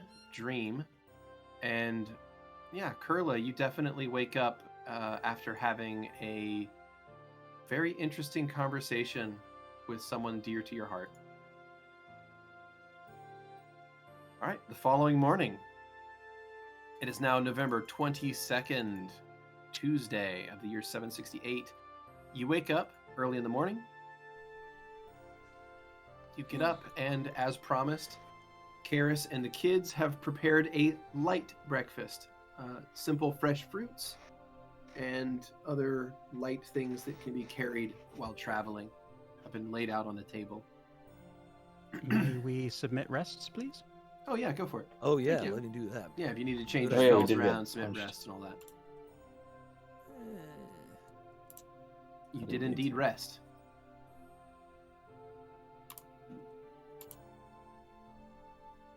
All right. Thank you. All right. Cool. So now that that is all set, you, like I said, you find yourselves in the kitchen in the morning with a light breakfast prepared. Karis is happily, offering you guys stuff to take with you. Do you have anything you need to do here, or are you good to continue on your journey southward? I assume Can't that think of we're anything. good. Across- Petravian's gonna go find Veras and have a quick chat before we jaunt off. Right, Very fast. I'd assume that we'd just be inside. Yeah, we're Yeah. at breakfast, so. Yeah, Yeah. You're at a light breakfast. So he's next to Vera. He goes, so I did not get the seed. Karis is gonna do some research on it, and get it to us as quickly as possible. I thought she was just going to look at it. I think they want to really examine it and not dissect it, because they said it's a literal shard of chaos. So I think they want to truly understand it, what it is, so that we know what we have. I think it's a good idea. I mean, just assuming that it's going to do what we think it's going to do, it leaves a lot up to chance, don't you think? I mean, I know what it's going to do if we use it in the way that we could use it. Right, but what if there's possibility for something more? As long as we get it back, that's what matters, all right? What's that, a fist? What? You're supposed to bump it. Vera will lightly hit it. Boom. Want to do another perception check? I do. We'll see what this Is this your works only this other time. chance. I was ready for Vera to full force punch Petra's fist. So was I.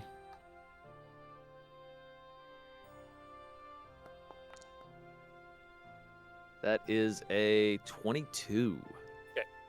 You will notice that as Vera's talking to you, her line of sight is never looking at you. Normally, she's like looking at your eyes or looking at you when she's talking. Right now, Uh-huh. she just kind of is glancing away as she talks.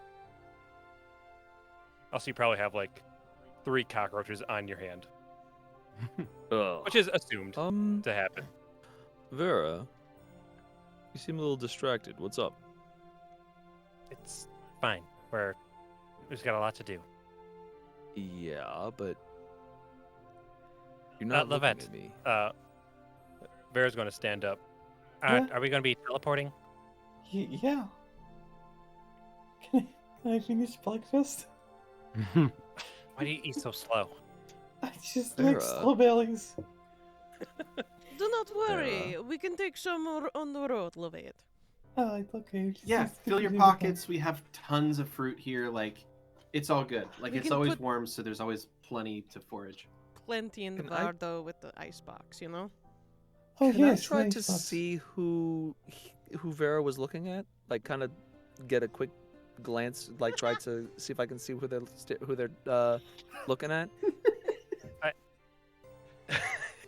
Here, I'll say this. You can do a sense motive. I will send. You got it. Maybe I'm misunderstanding the situation, but I don't think it's so much of who Vera's looking at to who Vera's I just- not looking Screwy's at. just in real life Petravian. I just love the idea of It's like, Petra's just, 12. Who are you No. looking at over there? No. Okay. That is 3 under what I was. Oh, okay. Okay.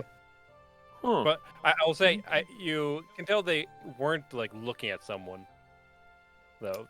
Yeah. There you go. Okay. Oh, sweet Okay, summer child.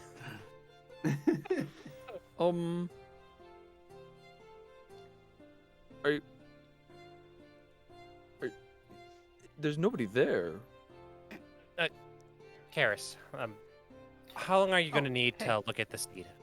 Oh, yeah, sorry. Yeah, Petravian just gave me that yesterday to check out. I was going to take a look at it. I don't know. I mean, I've got some time now that the device is done, so I was going to look at it today. Did you need it back? Next time I come over, I just need it back. All right? Sure. Yeah, I mean, it's not going anywhere. Vera will The nod. kids both kind of like side-eye everyone.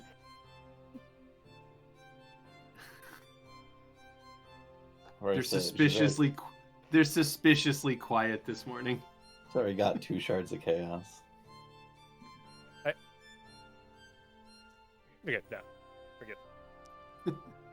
All right. So- Is everyone ready? Me, I guess. Kurla will take a pan au chocolat for the road. Stuff my pockets full of strawberries.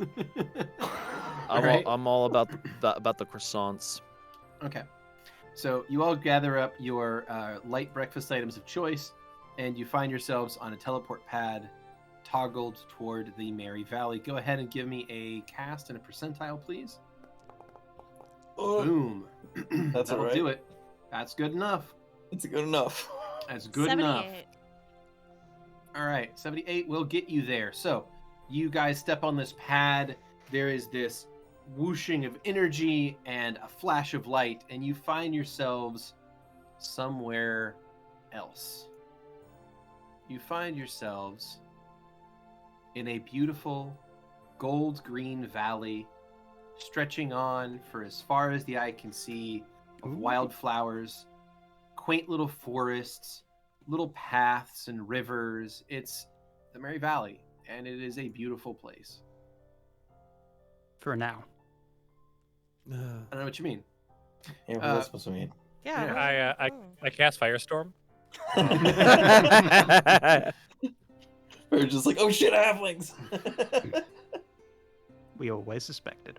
So you find yourselves in the Merry Valley. It is a beautiful place, and nearby is a settlement that is done up in banners and bright colors, and they built like a maypole. It looks like a massive festival is just about to happen over there.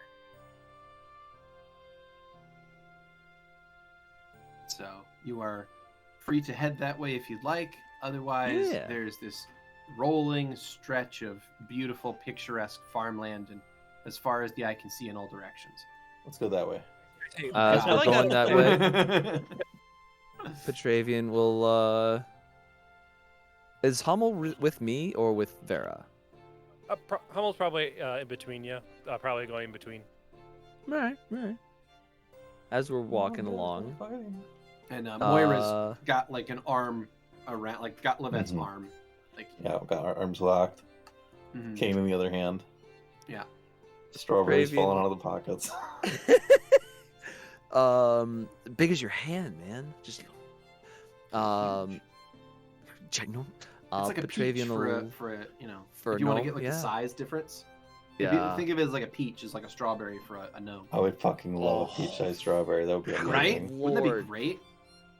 No Anyway. pitch. Anyway, Petravian will, as Hummel's going back and forth, Hummel, quick question for you. Of course, Petrie. What is it? Has Vera been acting a little off?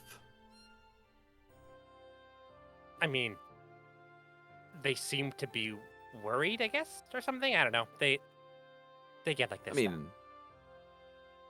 alright. They weren't looking at me, and they weren't looking at me. They kept looking away from me when we were talking. They didn't say anything about this in the book. I guess I wasn't really paying attention to that. Well, maybe they're uncomfortable with our conversation last time. Oh. You know I can fucking hear you, right?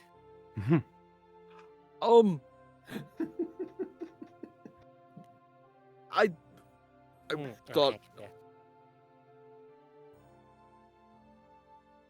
well, I mean, if you were, so it's out, were you avoiding me? Avoiding, what, Vera?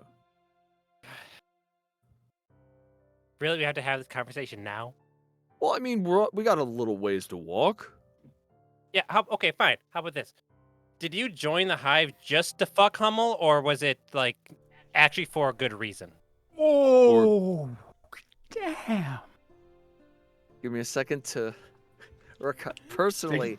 Take your look time. up- There comes Vera with the fucking chair. I've been waiting No. for this. Oh Hold on, hold my! on. By God, he's been broken in half. It's nothing like Off that. the fucking turnbuckle. Petrie's a really good person. It's not just because of that. I know that. Is it?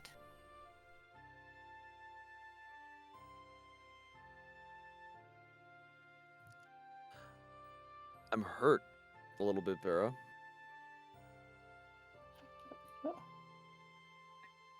That's not a no. I'm hurt that you would insinuate that I'm here just for a booty call.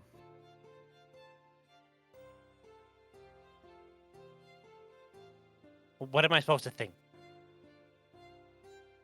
Well, we're trying to save all of this. What were you asking me?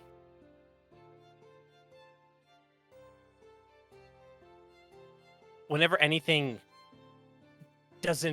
collides with your worldview that the Hive does, it's always the Hive's fault, isn't it? How so? Not bowing to anyone in power. For starts. Okay.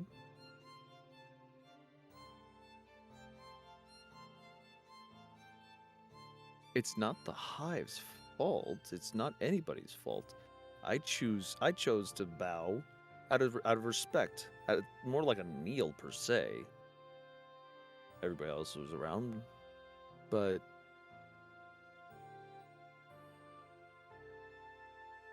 just a sign of not reverence, but just in respect of who they are and what they do. And to think that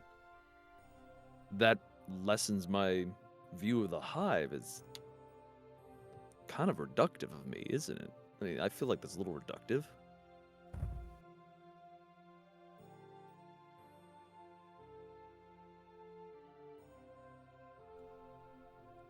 Who told Vera the bow?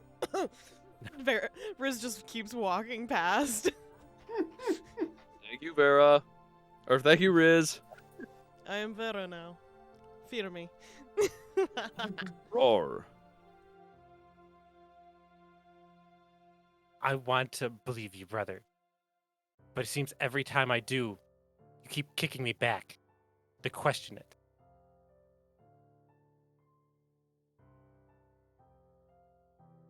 I'm sorry I've made you feel that way.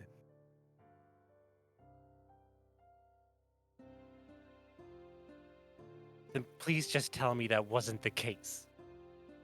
It wasn't. I want to be part of your family, and I want you to be part of mine.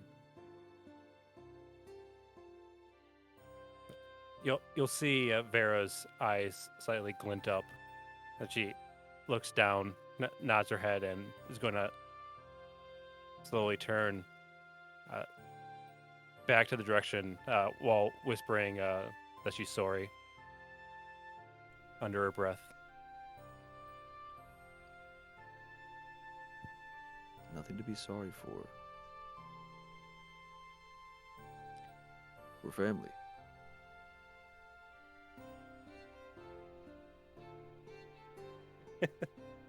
What's this space? What's this space, I Keni? just don't think he said sorry, so I hate it.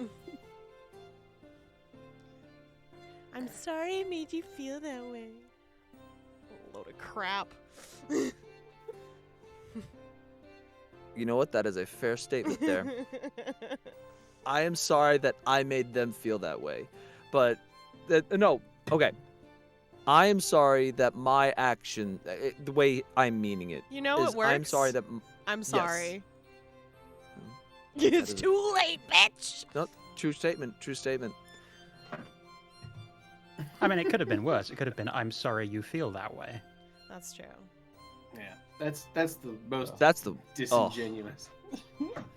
Yeah, that, I don't like that. It's, I'm sorry by my actions that made you feel that way.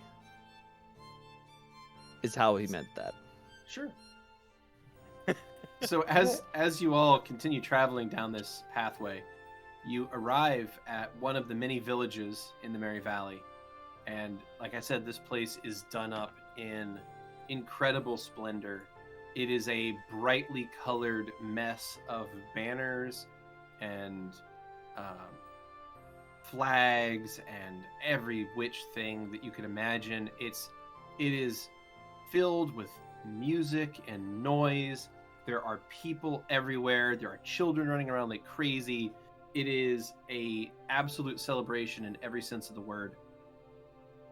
And you see a lot of things.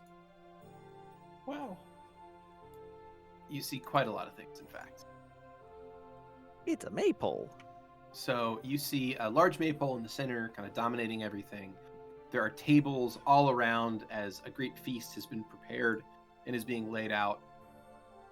You see a table of cakes and delicious sweets. You see tables of food of all different kinds and preparations.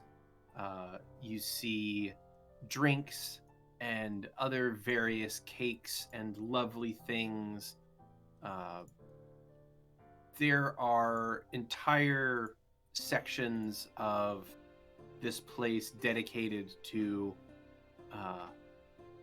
certain kinds of desserts, all of which are super brightly colored. Everything is on like stacked, so they've tried to make everything vertical almost, just to kind of make it look like even more impressive. And there is a massive kind of conical feast table that has, layer upon layer of different courses and foods ready to be served. The smell of this place is intoxicating to your nostrils. All of you find something or a lot of things here that look tantalizingly delicious. There is a large maypole in the center that is surrounded by little gifts, and it appears that the gifts are not for Mrs. Wimblepot specifically. It looks like the gifts are almost for everyone. So this appears to be some kind of celebration, not just of this one person's birthday, but of their entire community. Because as guests are arriving, they're all being given like a guest bag of like little parties, little party things, little happy fun toys. So as you all are arriving, a bunch of attendants move up, and you're all given a little paper bag filled with candies and little tiny toys and just brightly colored fun things, noisemakers, things that are meant to spark joy and happiness in all peoples. We got a goodie bag. I love it. Thank you. Thank you. I Thank love you so goodie much. bags. Kurla This will whole thing say is to so the rest of cute. the... Sorry, Graham, what was that? This whole thing is so cute. It almost makes you forget the world is ending. Yeah, Kurla will say in response to that so everyone in the group can hear. Right, if this isn't worth fighting to protect, I don't know what is. A world. This is It does not so matter. innocent and pure. Well, I can think of a few things, but I certainly don't have a problem being ill. But I mean, as long as we're time efficient. I mean things, what this represents. Well, yeah, I know. I've got some other priorities. If this place disappeared, I would still think the world is worth fighting for. Agreed. That really wasn't what I was saying, but never mind. Oh, there's a lot of pink. It It's a might be lot of her colours. favorite color. Petravian, it's not your What's wrong with birthday. So much color. What's wrong with It's- pink? It's a lot of colors. Okay. You don't It's a like this, lot. you should never see my room in the Vardo. It feels like a parade. Yeah, there's just so much activity all around you at this point. There's games and things are going on. There's little activities, and it looks like most of it hasn't even truly started yet. This is still the pre-party. Oh, we This is like a pre-gaming? festival. Let's drink. And as you're all standing around, well, like I said, there's a table of drinks. Many of them are very fizzy looking. Oh my Um, god, yes. And while you're standing around kind of taking all this in, you hear a voice magically enhanced to be loud enough to cover the entire field. And you recognize it immediately, Zell's voice. Looking to where it's sourced, you see this stage set up, and upon the stage, Zell is standing there in his typical gold-threaded suit, as he's kind of in his halfling form talking to everyone. My friends, it is that time again, where we bring in our harvests and celebrate what bounties we have gathered. For you all, it is a great bountiful crop of delicious food, colorful cloth, sweets, and the finest cooking in all the world. But for me, it is the great bounty of your friendship, and the colorful smiles on your faces, the sweetness of your company, and the finest friends in all the world. That is what I'm thankful for. Not least of all, it is my wonderful and oldest friend, Mrs. Wimblepot. Come on up here. And there's a cheer that rises from the crowd as the guest of honor climbs slowly up onto stage. And as you see her, Mrs. Wimblepot is every bit the oldest halfling in the valley. It shows. She has more wrinkles. She appears to be more wrinkles than halfling at this point. She has bottle glass thick spectacles that dominate her tiny face, and her head is obscured by a frizzy mop of white hair topped with an enormous pink sun hat. She moves like a creaky door, but on her face rests the warmest smile any halfling could hope to achieve. She waves and smiles to the crowd and is ushered from the stage to a large overstuffed chair and then placed at the head of a brightly decorated table covered in more cakes and treats than a person could perhaps eat in a lifetime. I'll be disappointed if it doesn't take her at least 3 minutes to get on and off the stage. Oh, it does. It takes her an incredibly long time Let's to get go. on and off the stage. cheering And they're the all entire clapping time. the whole time, Mhm. yeah. They're all Let's go, super Mrs. happy. Wimblepots. You've Hoorah! got this. You've totally got this. So, with that, the festivities truly begin. Folk move from table to table, socializing, playing merry games like tag, pole swings, group dances, and even striking paper effigies filled with candies and treats while blindfolded. Adorable. Music lifts above the din of voices and cover the area in a perfect feeling of idyllic peacefulness. Looking over at Zell, decked out in his gold-threaded pomp and party hat, he sits somewhat quietly, smiling, but at the same time looking pensive. So at this point, you are all welcome to participate in any of the party games going on right now, if you so choose to. There appears to be, from a cursory glance, there is stone tossing, which is lifting up a heavy stone and throwing it as far as you can. Sling use, which is hitting small targets with a sling from a distance. There is a table set up where people are playing some kind of card game where you have to shuffle a deck, lay them out, and then flip over a single card, and then flip over another single card, and if they match, you put them away, and if they don't match, you flip them back, and then you flip another card and another card. And then the last one is there appears to be people getting ready to perform a pie eating contest. So these are the games that you see that are widely available, aside from like the ones I mentioned previously. These are the ones that are more competitive. But there's ones that are just simply like dancing around a maypole and singing and doing all that. So you're welcome to take part in whichever you wish, or none at all. It's all entirely up to you all. So what would you like to do? Riz is gonna grab a couple of drinks, walk over to Lovette and Moira, and hand one to each of them. I Thank think you you. guys should have fun today. I think so too. That's what I was hoping to do. But, I'm just going to give you an extra freebie. And Riz is gonna poke Lovette's nose, and if they need to re-roll anything, they're gonna have one. You could preempt that now? Yeah! Nice. Oh, I didn't know you could just invent new powers. Okay. Oh. Honestly, it would just be that I'd be watching and No, just that's fair. redo it. That is absolutely fair. They're will keep just an eye being on more them. vocal about it, technically. They Gotcha. want people to know that they did this. Yeah. To be Okay. honest, I got so distracted by the stone toss, I missed a couple of those, so I was waiting for people to chime in for some of them. So Sure. It was stone toss, a sling competition, some sort of memory game, and a pie eating contest. I feel like memory game is what Lovette would be good at, but I'd be absolutely horrible at that. I That's the beauty of a also role playing game. I also poke Lovette's nose, but whenever she fails at something, bees erupt around. Bees. From her nose. Perfect. Perfect. No notes. I just love it. Just Oh, bees. Even just horrifying. AB, just Oh, good lord. I'll go after the stone toss and then the last game too.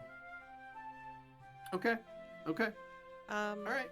Personally, I'm gonna go and be near Zell. Technically, I want to watch him. You got it. Nice. That should be All right. the So one. Riz heads over to be near Zell. Petravian heads over to the stone toss. What is Kurla? What is Lovette? And what is Vera doing? What are your actions here? First thing I want to do is see if I can find Marcus here, Mark 2, and Tally. That's right. Just make sure they're doing okay. Mhm. Haven't broken up already or anything like that. Turns out they just weren't that compatible. It's just like once I saw what you got, I'm sorry, I don't know what that is. I've never seen anything like that before. Looks like a wine opener. It looks it looks like somebody just kind of stapled a sausage to your groin and called it good. You didn't make them hot swappable, really? Well, I mean, with the right kind of leverage. You gotta get the. All it requires is a firmware update. Okay. I don't think it would be Very have to be a firmware, hardware. Ah! That's hardware. Oof. Oh, I feel disgusting making that joke. Anyway, Only it was Yes. that Let's move along. so yeah, Did so we? you want Did I to see Mark too? so you want to search for Mark II? Yeah. All right, give me a perception check to search for Mark II. That was a 28. All right. There is an ocean of halflings here. Yeah, it is. You said that. It is very, very, very choked with people. Like they're everywhere, and you're doing your best to look around. And eventually, as you're running around, like as you're walking through the crowd, which they're a little shorter than you, kind of. You're about the same height mostly, so it's just like Actually, can't no, I'm quite- shorter. Yeah, gnomes Yeah, are you shorter can't- than halflings.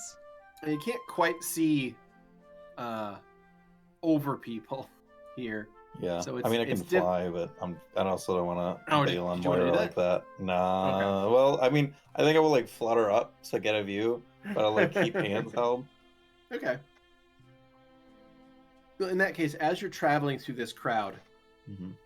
you do eventually see a halfling child who is holding like a little stuffed figure, and he's like running from one game to another, and then he turns and runs back and goes, "Mommy, mommy, mommy, let's play, and he lists off some game or something, and he runs over, and you see the person he ran up to is Telly. It's Telly Talbert.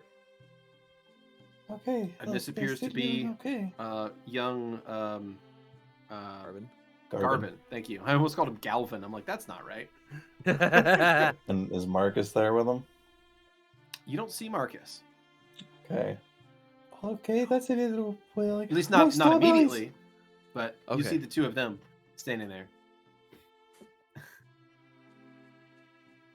Okay. So, Well, Is there anything you'd like to do? Would you like to interact with them at all, or just kind of note that they're there and move on? I don't feel like that'd be appropriate. I feel like without the person we know better, it would be kind of weird. Yeah, do you go up and be like, "Hey, did you get that lover I built for you?" Yeah, right, exactly. Be like, yeah, so I sent a guy here. Merry He's Christmas. Not dead, right? Is the guy sent you dead? I guess he's fine. Just I want to know. Are you up for giving us feedback? I'll need some information. We went. For Mark 3. We're always looking for product improvements. I'll close this survey if you wouldn't mind. Click here to unsubscribe. It was the staple The nose. sausage, wasn't it? Anyway, poor kid.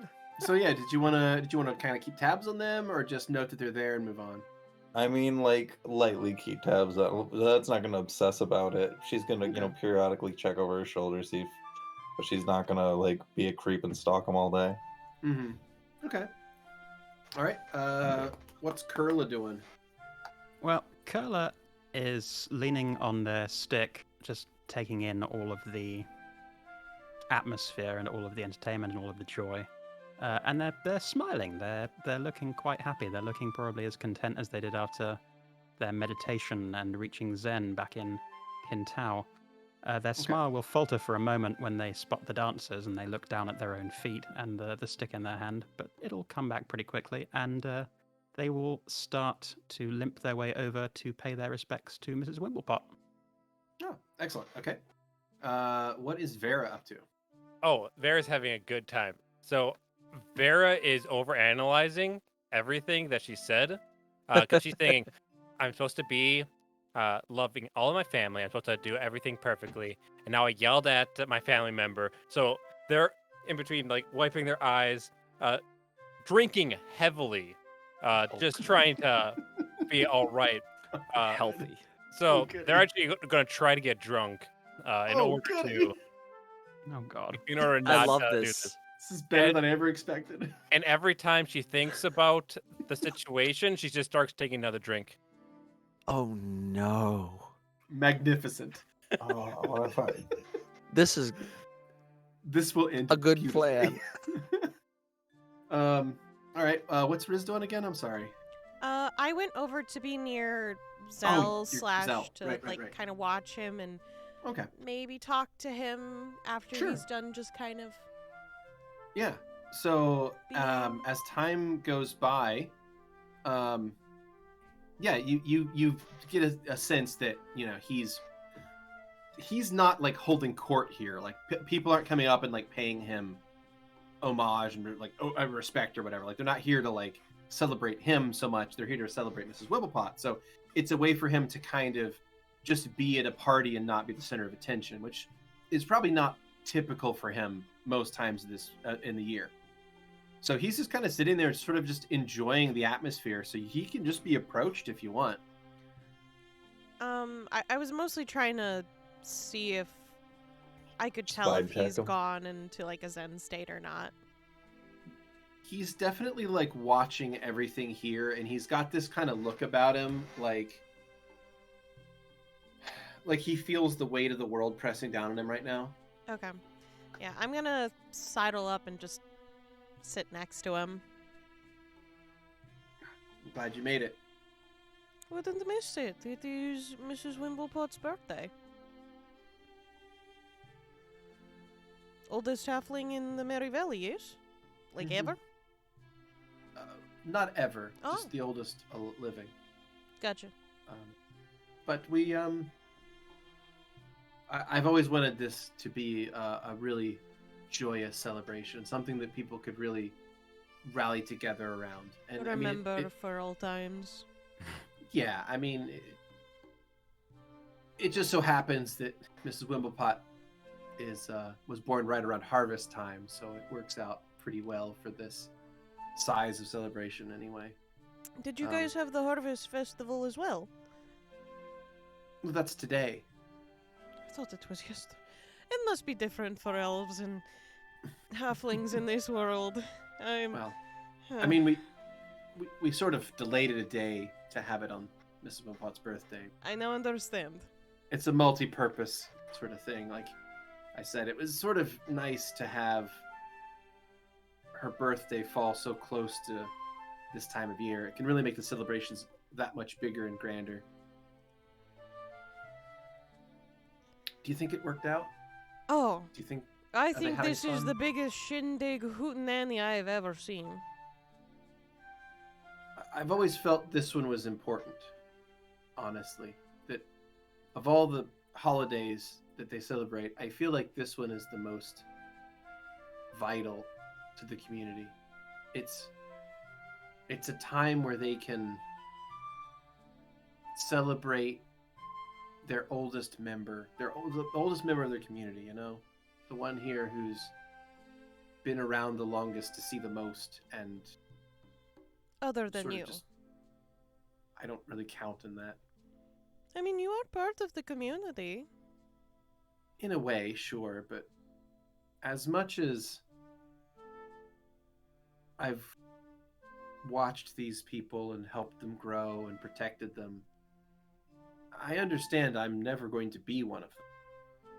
I can only try to make their lives more peaceful and give them a chance to make it joyous themselves. And I think, looking at this in front of me, I've accomplished it. And these days always remind me of that. I have doubts other times of the year, but when it comes to this one, it always lets me know that I'm doing something right. And you feel that deep within your soul. I do. It's like, it's almost like ripples.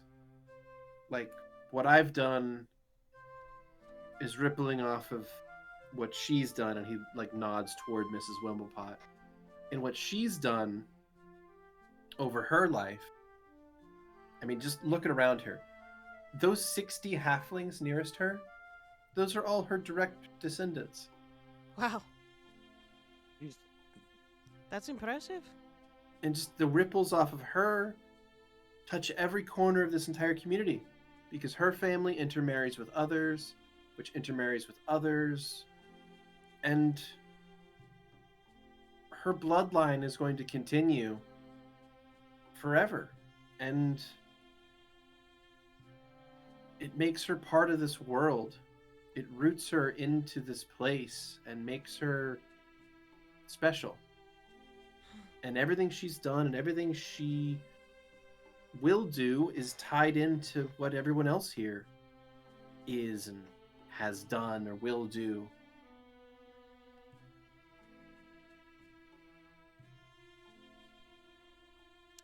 It's kind of beautiful.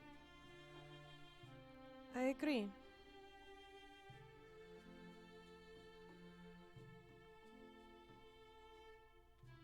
I think you've already found it. He nods. I think I have. He looks over at Riz and he's got tears in his eyes. They just lean over and hug him. Going to miss these people.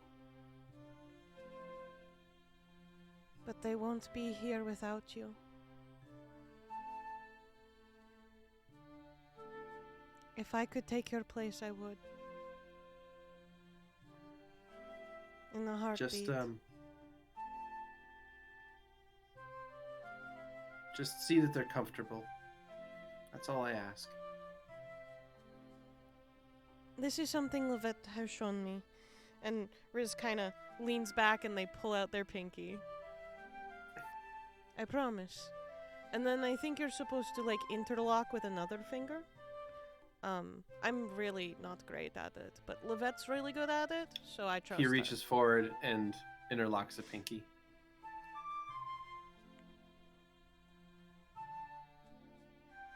I don't plan on letting that little bitch get the best of us, so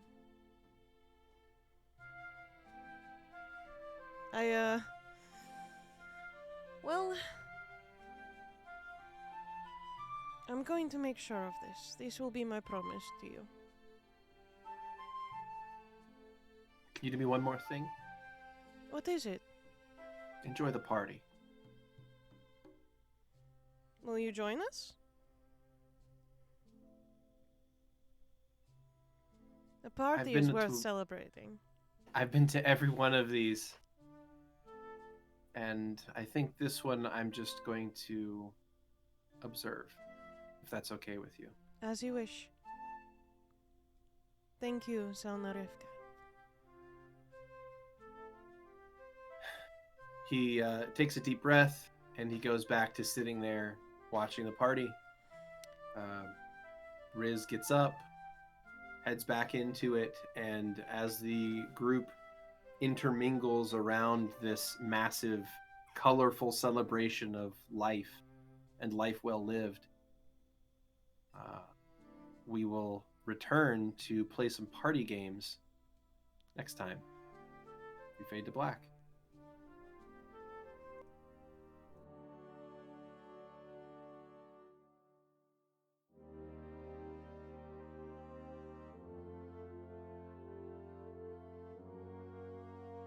Thanks for listening. As always, special thanks to William Succi and Andreas Pichler for the intro and outro themes, and Emily Roll for Fantasy for this episode soundtrack. Interested in following us on social media? Follow us on Twitter at CheckPleaseDND. Or want to support the podcast and be part of the Czech Republic? Go to our Patreon under the Czech Republic. Until next time.